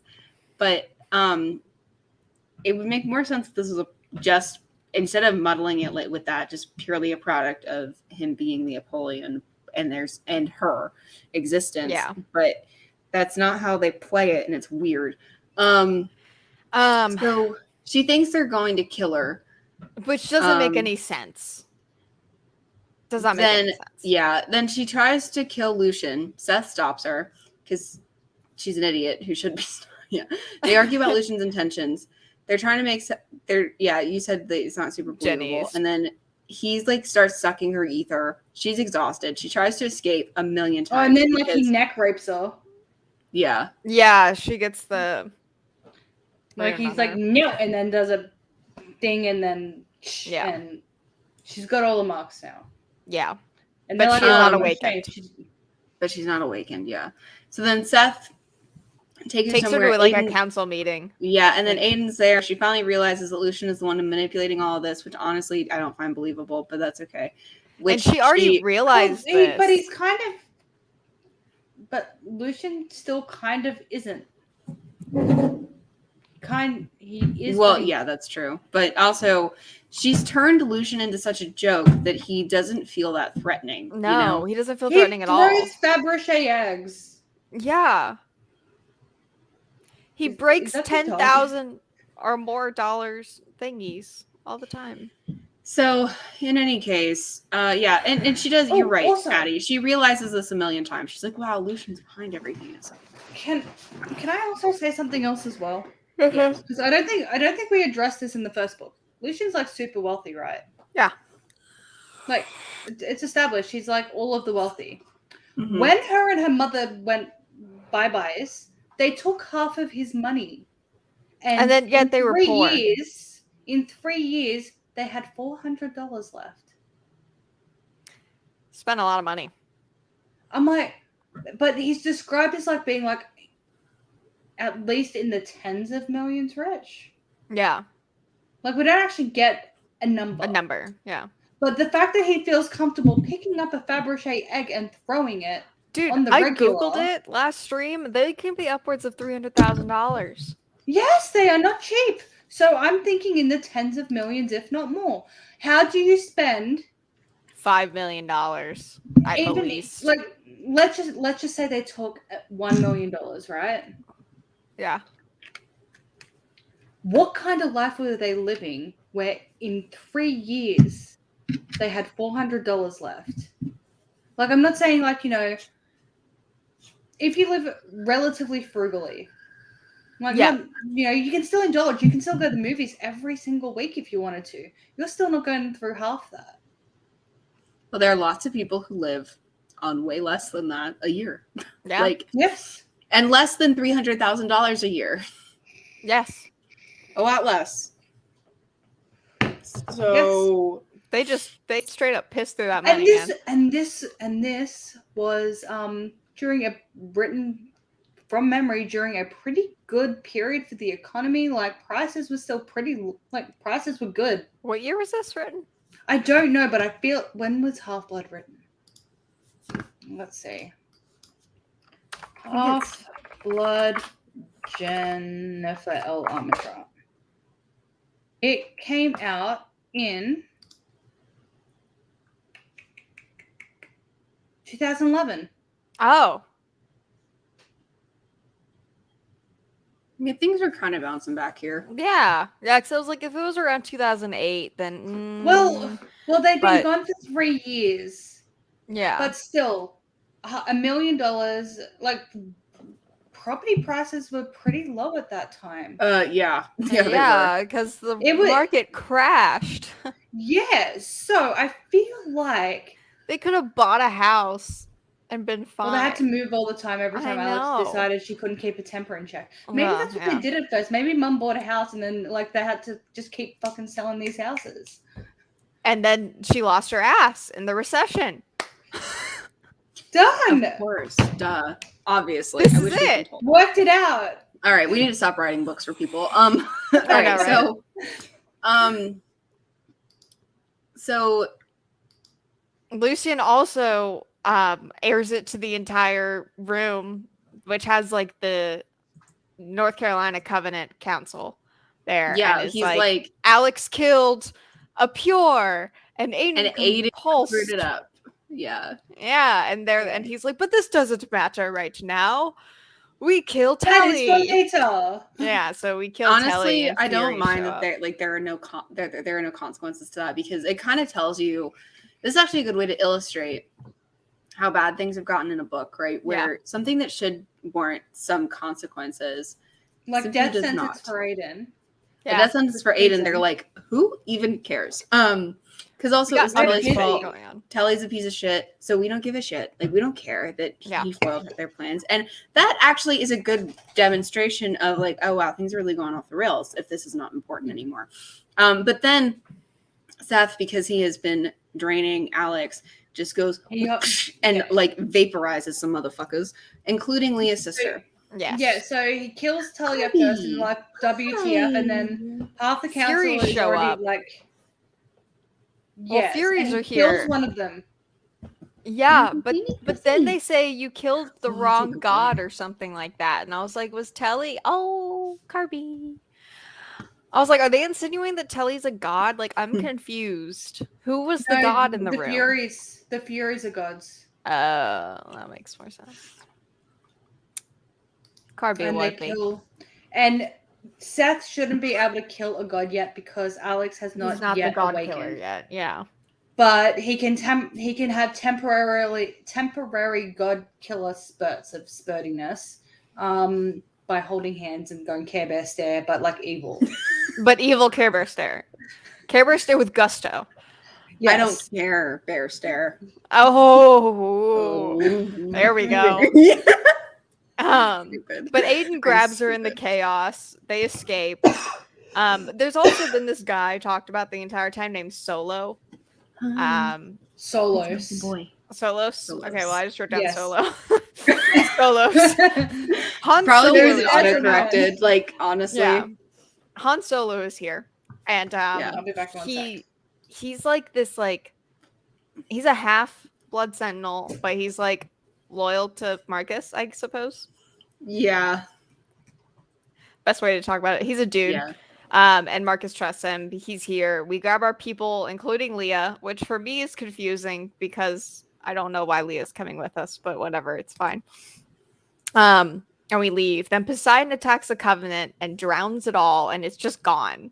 Like when they make it off, but like they look back, the island's just like gone. Yeah. So spicy. They stop at they're going to Ohio. I saw that. I didn't even think about it. I don't know where they are. Hold on. Because I live in the state that Maps. Charleston is in. Why would they go south down to Charleston to go out to Ohio? Wouldn't they just go straight Did they out? mean Charleston though? She said Charleston. Unless she meant Charlotte, which makes more sense. Well, it might. I mean, it depends on. Here, let me just share this. So, Because if they're trying to get to a major interstate, I guess. While you're bringing that up real quick, the reason that Leah comes is because Luke was hugging her and Luke was coming. Oh, okay. And so he brought her. Okay. So we can maybe assume that. So there are lots of little islands off the coast of North Carolina. Like this is where Kitty Hawk is where the Wright brothers did their thing. So like, if Where's you're Bald going, Head? Where's Bald Head? Bald Head? I don't know if it's a real island. Oh, it is. Yeah, because Deity Island isn't a real island, but Bald Head is. Okay, so this is a real place. Yeah. So if you zoom out, zoom back in a bit, so we can see the surrounds of Bald Head, but clearly. Charlotte. Sorry, yes. Zoom in for me. No, Charlotte's here. No, they went to Charleston. Oh, they went to Charleston. Yeah, Charleston. That's why I said Charlotte would make sense. But going south to Charleston doesn't make any sense. Yeah, let's route this. Let's go from Bald Head Island to Ohio. You wouldn't even go through Charlotte to get to. Why are they going south? Why are they going to Charleston? That doesn't make makes no sense. Right. I think she just wanted to name drop a major, idealized city. Yeah, you wouldn't even. Yeah. Okay. You would not even go to. What? So did you look? You wouldn't even go into South Carolina. You get close, but yeah, no. Yeah, but you wouldn't go in there. Yeah, look up Athens, Ohio, and find the most efficient route.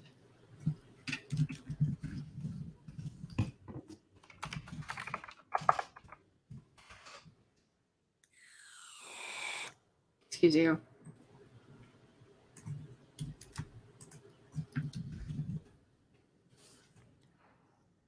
But of course, they're going to Athens, Ohio. Yeah, no, they're not going to Charleston. That's so far out of the way. Yeah. What's the driving time on that? 9 hours, 9.5 hours. Okay. Not too bad. Well, let's fact check the book some more. Yes. That's How 9 hours.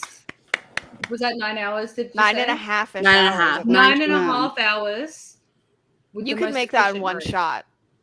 With the most efficient route. Yes. They are going south first for some reason and then shooting up. And they're saying it'll take about 8 hours to get where we're going. Okay, yeah, let's do Charleston to Athens. No, Bald Head to Charleston to Athens. Yes. Okay, add a destination.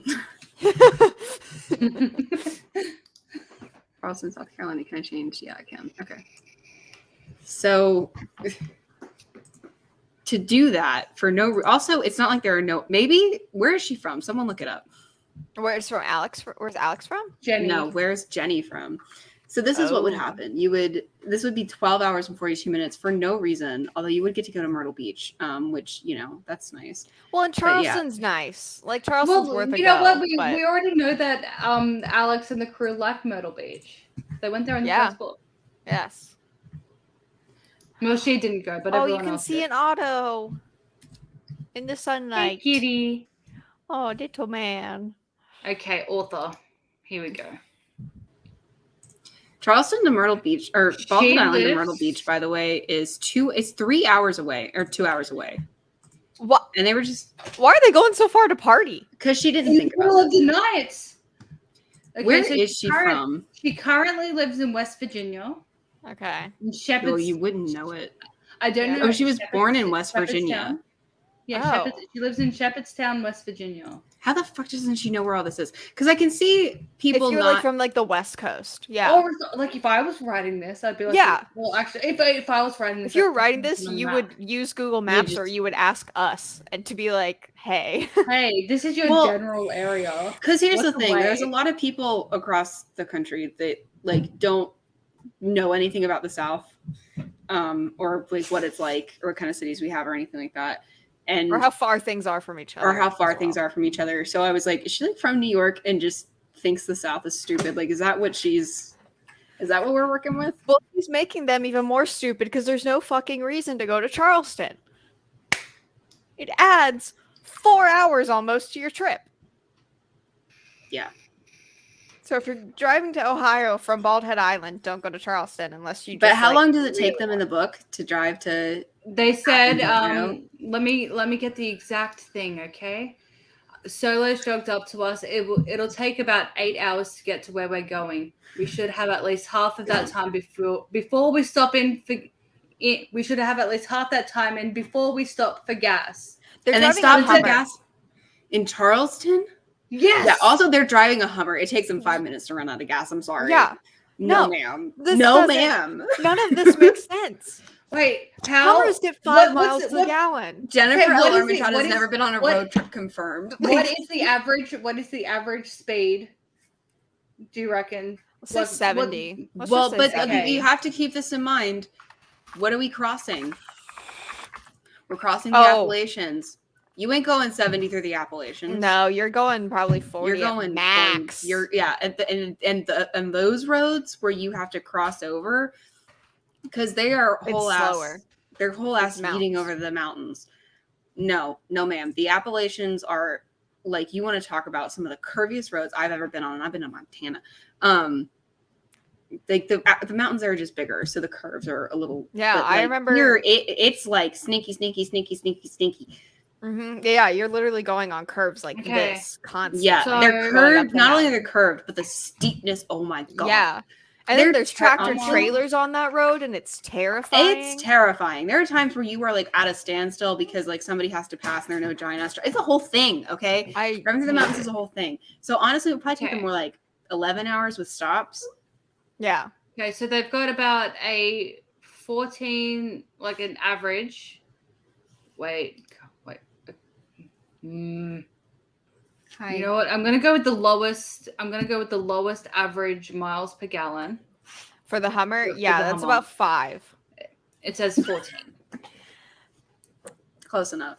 Yeah, but still, that's not We'll go good. with 13. 13. Okay, we'll go with the city average. Well, because when you're driving up mountains like that, you get shit gas mileage, and I know because I almost ran out of gas going up a mountain one But time. city driving also is really shit fuel efficiency. So we'll go with the city one. You know what? We'll make it 10. Okay. What is Hummer fuel tank? Also, can I just say, if I was going to pick a size vehicle to cross the gallons. Appalachians in, I tell Not you be the a Hummer. last thing I would pick. It would not be something top heavy like a freaking Hummer. You're gonna flip Okay. it unless you're going 2 miles an hour. Yeah. Sorry. Okay, so the tank size is 23 gallons. Okay, that's a pretty hefty tank. And the efficiency, we're going to go a bit lower than city, okay? We're going to go with 10 miles per gallon. How many miles is it from in a direct line from Bald Head Let's to say Athens, Ohio? Well, also, how many people?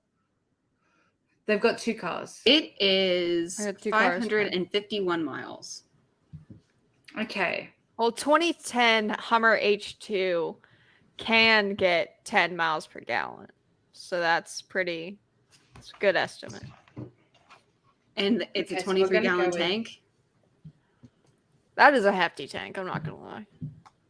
So how That's many? about the size that most SUVs have. What's No, the, mine's um, not that big. What's the mine's only distance 18. again? Sorry?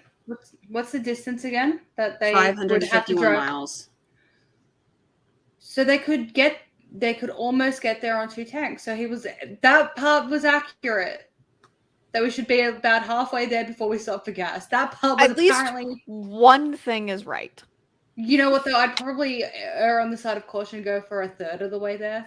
I would get gas multiple times because I wouldn't want to be especially if like halfway there. Why am I so dark suddenly?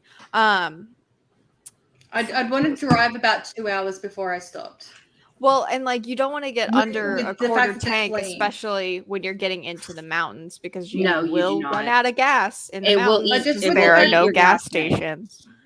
But Yeah, just they're with no, the fact because that there's they're nothing. It's flaying. just mountain roads, and you better like you want to be like right when you get to like the foothills. Basically, That's you're when you like, want to have full we tank. stop in for gas because we need a full tank of gas. You do not want to risk it. You don't want to risk it for the biscuit. It's not worth it. No. Did they mention And this woman that they're grew up gonna go? in mountain country. How does she not? This is Alright. worse. I turned on the overhead light. And How- it's worse. Okay, question again. How long does it take to get from Bald Head to Charleston or wherever the frack they end up? Oops. Fact checking on Book Book Club. Club with Bay. It's fun though. Like this is a There we rabbit go. hole. I'm so glad you pointed this out. It's Well, 4 hours. It pissed me off. Okay, 'cause that's I was fine. like, That- this is that- stupid. And you might make it in that's less fine. than I 4 can hours live just with the because extra those cost roads of sunshine. are That's literally relatively just flat. interstate. Yeah. That's literally just interstate. Yeah, that's the other thing too, is like there aren't a lot of interstates that actually go through the mountains for good reason. So it's all like easy. Also, okay, so when they're in the gas station, she grabs a whole bunch of food, right? And he's like, that'll be $10.59. And she's like, good gods, how much did I buy? And I'm just like, that's 2 things. Like here. That's 2 things at a $10 petrol is station. not a lot. No, for not even in 2011 money. All right, we need in to. South Carolina, we gotta. 2011 money is a lot. I don't think so. If it's anything similar to Georgia, which I would assume. Anyway, Auto stop. So they stop in Charleston, and so now Hades is here. He's got a British accent, and he wants I'm fine with Alex, and then Artemis is I am here. too. So it's just a god roll call. And also, though, you didn't write this down. I have to talk about it. Artemis is in pink camo. Oh my god, are you serious? Yes. Artemis, yeah. What the fuck? And she's got like a pink pixie haircut, I think. Or no, maybe she doesn't. Wait, no, she doesn't. She doesn't. Wait. Oh no, she's blonde. But still, like, she's in combat boots. She's in all kinds of shit, like, which again kind of takes you out of it. You're like, yeah, okay. Oh god. Yeah, here we go. Instead of the white chiffon many goddesses were known for, she wore straight up combat boots and hot, not just pink camo pants, hot pink camo pants. A white tank completed her badass ensemble. I don't know if I would have thought that was badass when I was like 16. Maybe I would have. I don't know. Maybe I would have been like, I'm not like other girls, and I would have thought it was cute. But well, I don't know. It's weird. Like other girls. She wears hot pink camo and fires arrows at people. Yeah, so Artemis believes there's another way for this prophecy to end. And you're right. This could have ended a million times. It could have ended with Seth doing the thing with the council and Alex getting out of there and then being like, oh my God, what the fuck? And then with the showdown with Hades, it could have ended there. It does not end there. So, yeah, and the could house that they get chapter. to is like ruined, and she should know about this because Lucian, So Lucian ruined the house. We talked to Leah. There was one line in that scene because they're fighting. Okay, so Cerberus, the 3-headed dog, all that crap. Oh yeah. He's got puppies, and Hades brings 2 of them, and he's like, well, this is whoever and whoever.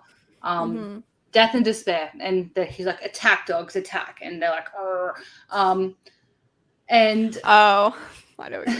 There is this one line in this whole thing, and I can't say I'm actually surprised that where is it? It's like good doggy. Because like she's trying to work out how to battle it, and Solus is like, go for the heart in the chest, Alex, and she's like I didn't know where the freaking heart is. I'm like, well, I wouldn't be surprised because again, no matter how many times they tell Alex she's so smart, has she ever actually demonstrated that? No, she hasn't. She's an idiot, which is why she got kidnapped. So, she got consensually kidnapped. Fuck this. Okay. Yeah. Anyway, you know what? I'm kind of glad I'm feeling the anger again because, like, you know what? This is what we do this for. What if I would be like? Because I like Leah, right? I would be a million more times Team Leah, right? If in the next, like, if the next book opened up with like her handing Alex some Velcro sneakers because she's stupid enough to go with Seth, so therefore she's too stupid to tie her own shoelaces. Yeah, I agree. So anyway, Aiden is there, and Aiden's in a room, and she's like, "There are so many people here. What the fuck?" He's like, "Cat's out of the bag, bitch." And then you literally said you don't want to be a sentinel. She's like, "I really want to be a sentinel," and I'm like, "You just said you didn't." You're like, "I don't know." Yeah, it's weird. But also, this is where we find out that like Marcus punched him. Yes, when Alex was essentially kidnapped and he worked it out. Stop it, Otto. He and then Aiden. And then he punches Aiden, which is honestly and hilarious. You know what? And you know what? To Aiden's credit, he was like, "Yeah, fair." Yeah, I liked that. Yeah, that was nice. I was into it. So then it's her birthday. Aiden gets her this rose necklace. He's like, "Stop hiding. You'll awaken in time to come downstairs." There's a cute little birthday party. Apollo is here to celebrate as well. Apollo thinks there's a god behind the other stuff, like the Lucian stuff. And honestly, their assumptions about who the god is are fucking stupid because at first they're like, it's Hermes. Yeah, right? But so with her birthday and everything, she wakes up and she's like, have I awakened? And they're like, no, you haven't awakened. And she's like, no, I haven't. This is weird. They're like, okay, well, what time were you born? And she's like, people know what time they were born. Out. Yes, they do. Yeah. I And know, Aiden, right? and of course, Aiden, I'm gonna take him out real quick. Otto. I mean, I don't think it's weird to know what time you were born. I also don't think it's I know what time I was born. I also don't think it's weird to not know what time you were born though. But they're all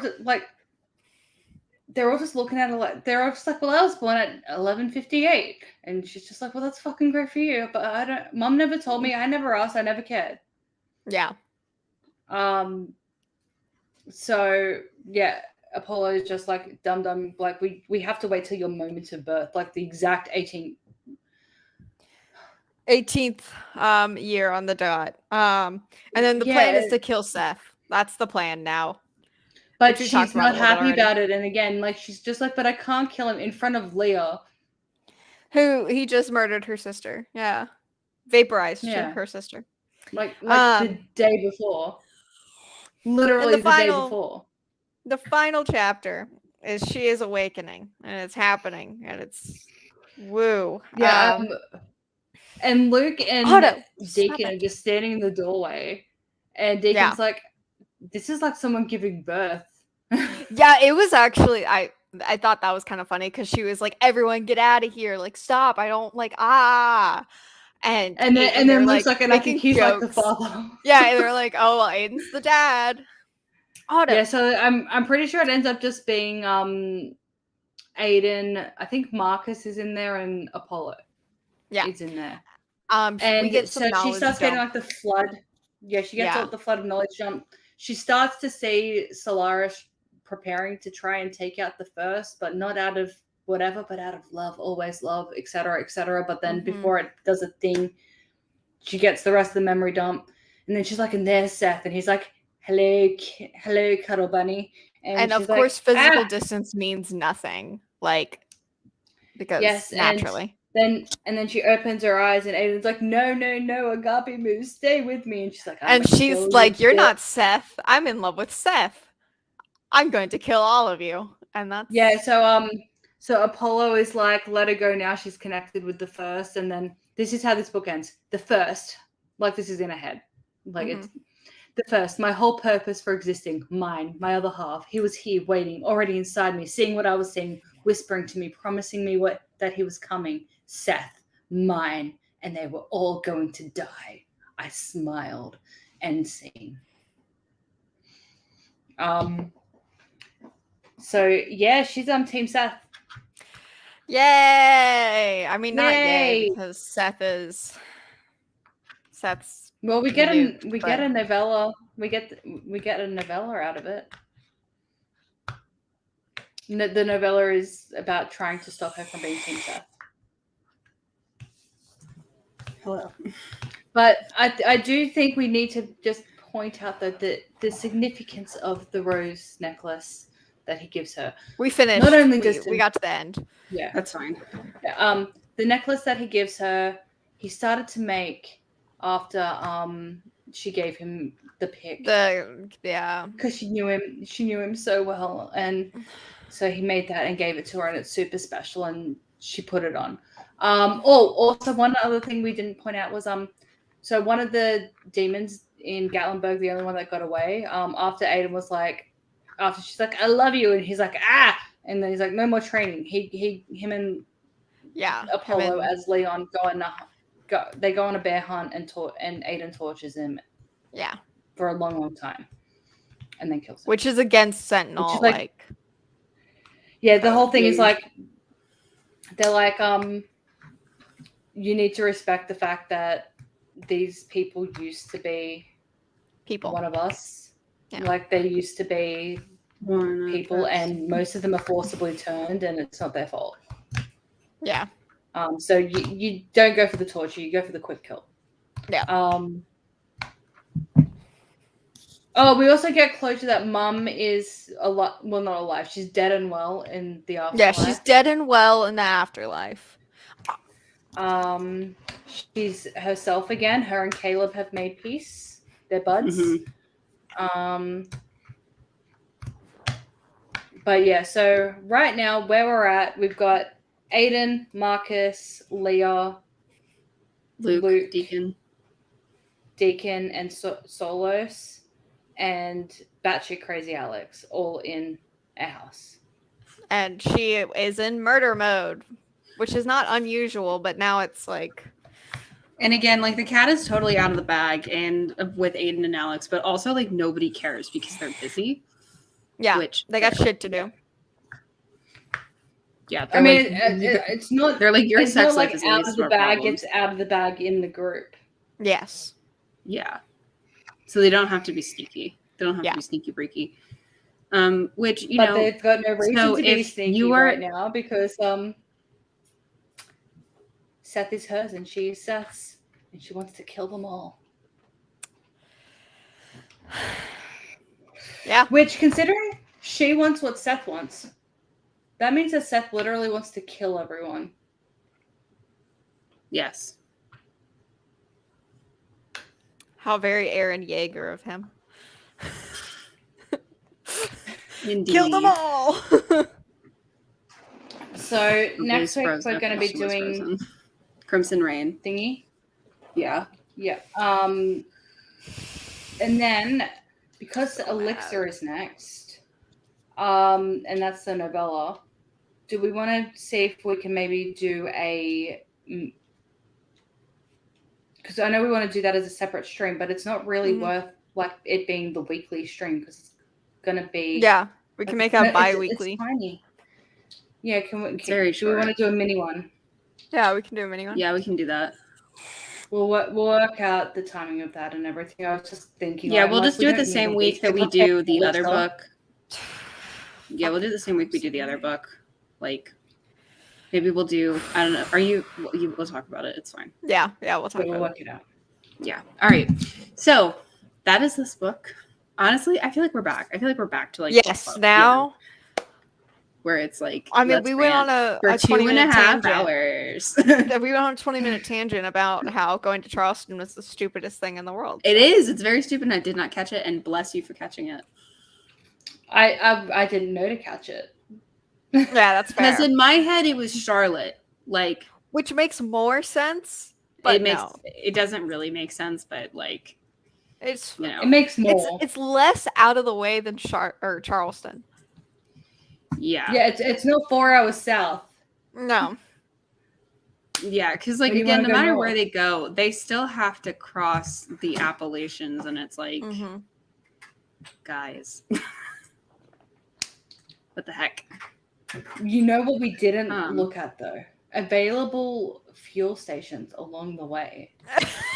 Maybe that route has more petrol stations along the way.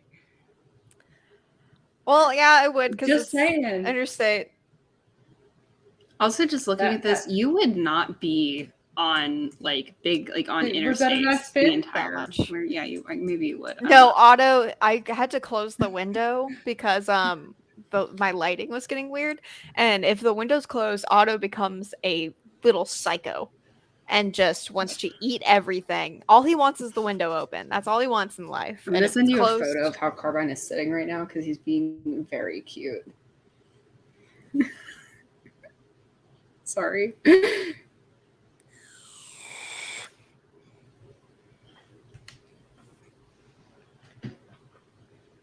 Otto, go away. Need a spray bottle. I have one. It's just not in here. Well, there's so many electronics in here that like because Christian's computer's behind me and then mine's right here. I sent it to you. Oh, that's what Otto's trying to do. The way he's like halfway, like not even on his butt. Otto. Poor sad puppy. Oh. What a stinky little boy. Yeah, I was talking about you. You're so cute. Anyway, so honestly, it feels good to be back. It feels good to be back in like good book club form where we're just ranting for 3 hours. I love it. It's great. Like, it's a fun mad, you know? Yes. Yeah. Because Alex is so stupid. Yes.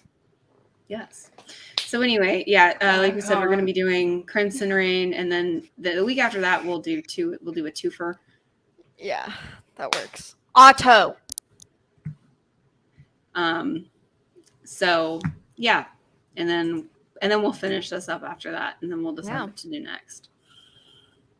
Good times. We probably will do the next Jenny book once we finish this. Like, I think that's when it's supposed to come out. Yeah. And then Bae, you and I have a new Mercy book coming out in May. No way. Soul Taken's coming out.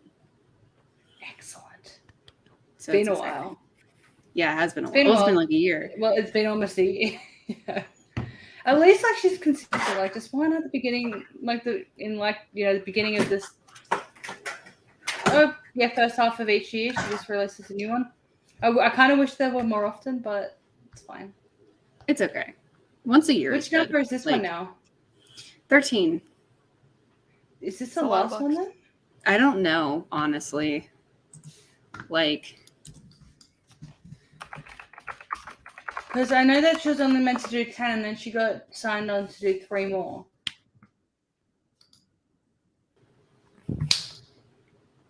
Nope. Number 14, 2023 on her website, TBA. Excellent. And then Alpha Omega 7, 2024, TBA. I can live with that. I'm good. Thank you. She should just never end this series. It's fine. It needs to end. She only does.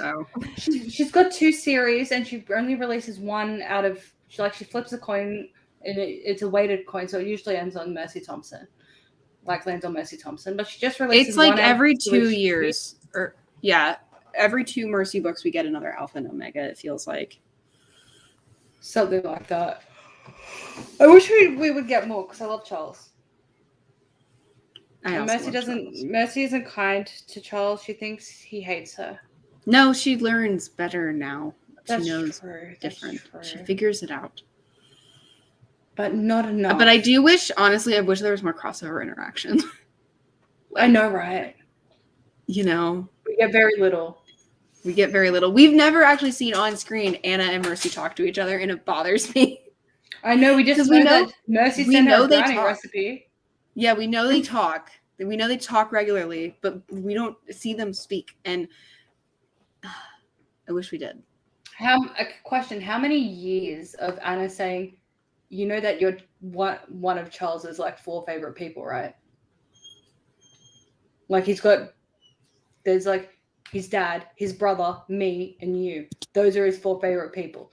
How many times did Anna have to say that before Mercy started to believe it, do you reckon? 30. Because Ben had to literally take multiple bullets for her and Adam and almost die saving their lives many times before she stopped saying, Ben hates me. Yeah. And she takes a bullet for her in the first book, and she's still yes. Fuck Ben. And we're no. Save Ben. But anyway, I'm excited to get a new Mercy book. I'm really excited because also it's called Soul Taken. She's got the scythe. I'm please tell me. If we don't get this straight up Grim Reaper, I'm gonna be so upset. Honestly, even if she's I'm the Grim Reaper now, I'm great. I love it. Because the last book that came out, there was a Cthulhu monster, which I stan. Beautiful. Patty's a nerd, and it's great. She talks about D&D and playing video games, and she realistic way. It's great. I love it. She's a nerd, and I stan the whole thing. She takes other mythology and adapts it, but in a way that she acknowledges that it's adapted, with the river monster being the same as the thing that Coyote and all that did it kill. She was I guess they were the same thing, type thing. And then with Baba Yaga, she was I thought Baba Yaga was a witch, and she's no, bitch, I'm Fae. And then we find out later that someone that they thought was a Fae was actually a witch. So they kind of do a swap. So she acknowledges the inconsistencies in the book, which is nice. But it works. Unlike House of Night, where it's like,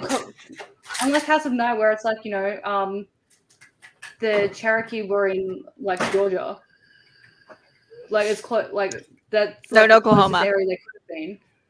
No. Before the Trail of Tears, and they acknowledged that the Trail of Tears happened, but the closest they would have been to Oklahoma prior to that, I think, was Georgia. Mm-hmm. But still, Kelowna, that the Cherokee chased Kelowna from Georgia to Oklahoma, and he just happened to be buried there, where they ended up getting moved to. Yeah, but another thing that Patty does really well, because I've read another book where the main character is supposed to be a history major, and is supposed to have a history degree. Mercy, like, you believe it. Actually, the further I get in my degree and the more I reread the books, the more I pick up, like, how accurate that Mercy makes about history stuff. And, like, you can just tell it's part of her thought process, where this other character, like, she's like, oh, I'm a history major, all that kind of stuff. And then, like, 3 hours later, she's like, oh, I'm a history. And I'm like, oh, I forgot. Yeah. You have a history degree. I just forget. Anyway. Just real quick. I know this is like totally off topic. I was like, one of my favorite things to do is read 1-star reviews of things I like. I don't know why, but like reading 1-star reviews of books I like is hilarious. One of the complaints was that Mercy has no personality and we know nothing about her. I'm sorry. In like the first passage of Moon Called, you find out that she goes to church every Sunday. She's a history major. She's a mechanic. Also, she goes to karate practice at least every Saturday and sometimes during weekdays. Like, we know a lot. That she was a coyote shapeshifted, raised by werewolves because Mummy couldn't deal. Like, she was like, "What the fuck have I birthed?" Like, the idea that we know nothing about Mercy, I'm just very confused by that comment. I'm like, I'm reading the same book. She bakes when she's stressed. She does. She bakes when she's stressed. Like, she's got like things that remain consistent. She loves baking. I don't know. I'm just like, what? Like there's, and she can be petty, but like not in. Like whenever Adam pisses her off, like he just deforms an old junk car even more. Like that kind of petty. Like petty in a good way. Like, yeah. Anyway, it's good. Yeah. Oh God, I missed the Mercy books. Okay, so I'm excited. I'm very excited that we're gonna be doing that. All right. So he's that gonna be is so mad. He's gonna get all of the questions of "Would you love me if I was a werewolf?" questions again. Whenever I reread Mercy, he just for the next 3 months, it's just like, "Hey babe, would you still love me if I was a werewolf?" He finally actually I asked him this about. I think it was either just before or just after we got married.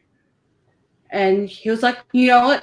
Yes, fine. Yes, I would. I would still love you. I just looked at him and I just backed away slowly. I didn't know how to deal with it.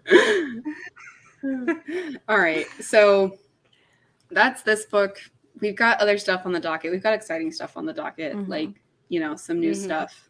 Because we often don't do new books. Yeah. So it's exciting that we're doing that. So anyway, that is that. And just get ready for me to be coming up after Covenant as well. Yeah. And be ready for me to be really mad next stream. Because I'm just gonna be pissed off the entire time. Unless it's fixed, because you didn't finish reading, right? I command F'd the rest of the book. Yes, but perhaps there's resolution that wasn't part of the words you searched. That's fair, but also Lynn and Caius don't become a thing. I'm just gonna go ahead and say that right now too. What? Lynn and Caius. Oh, they don't become a thing.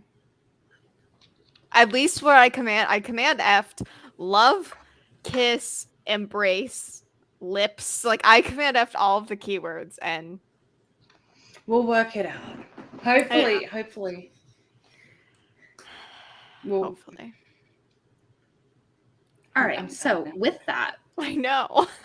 We will see you guys next week. Hopefully things are a little bit better. But yeah, anyway, we'll see you guys next week. Thank you for watching.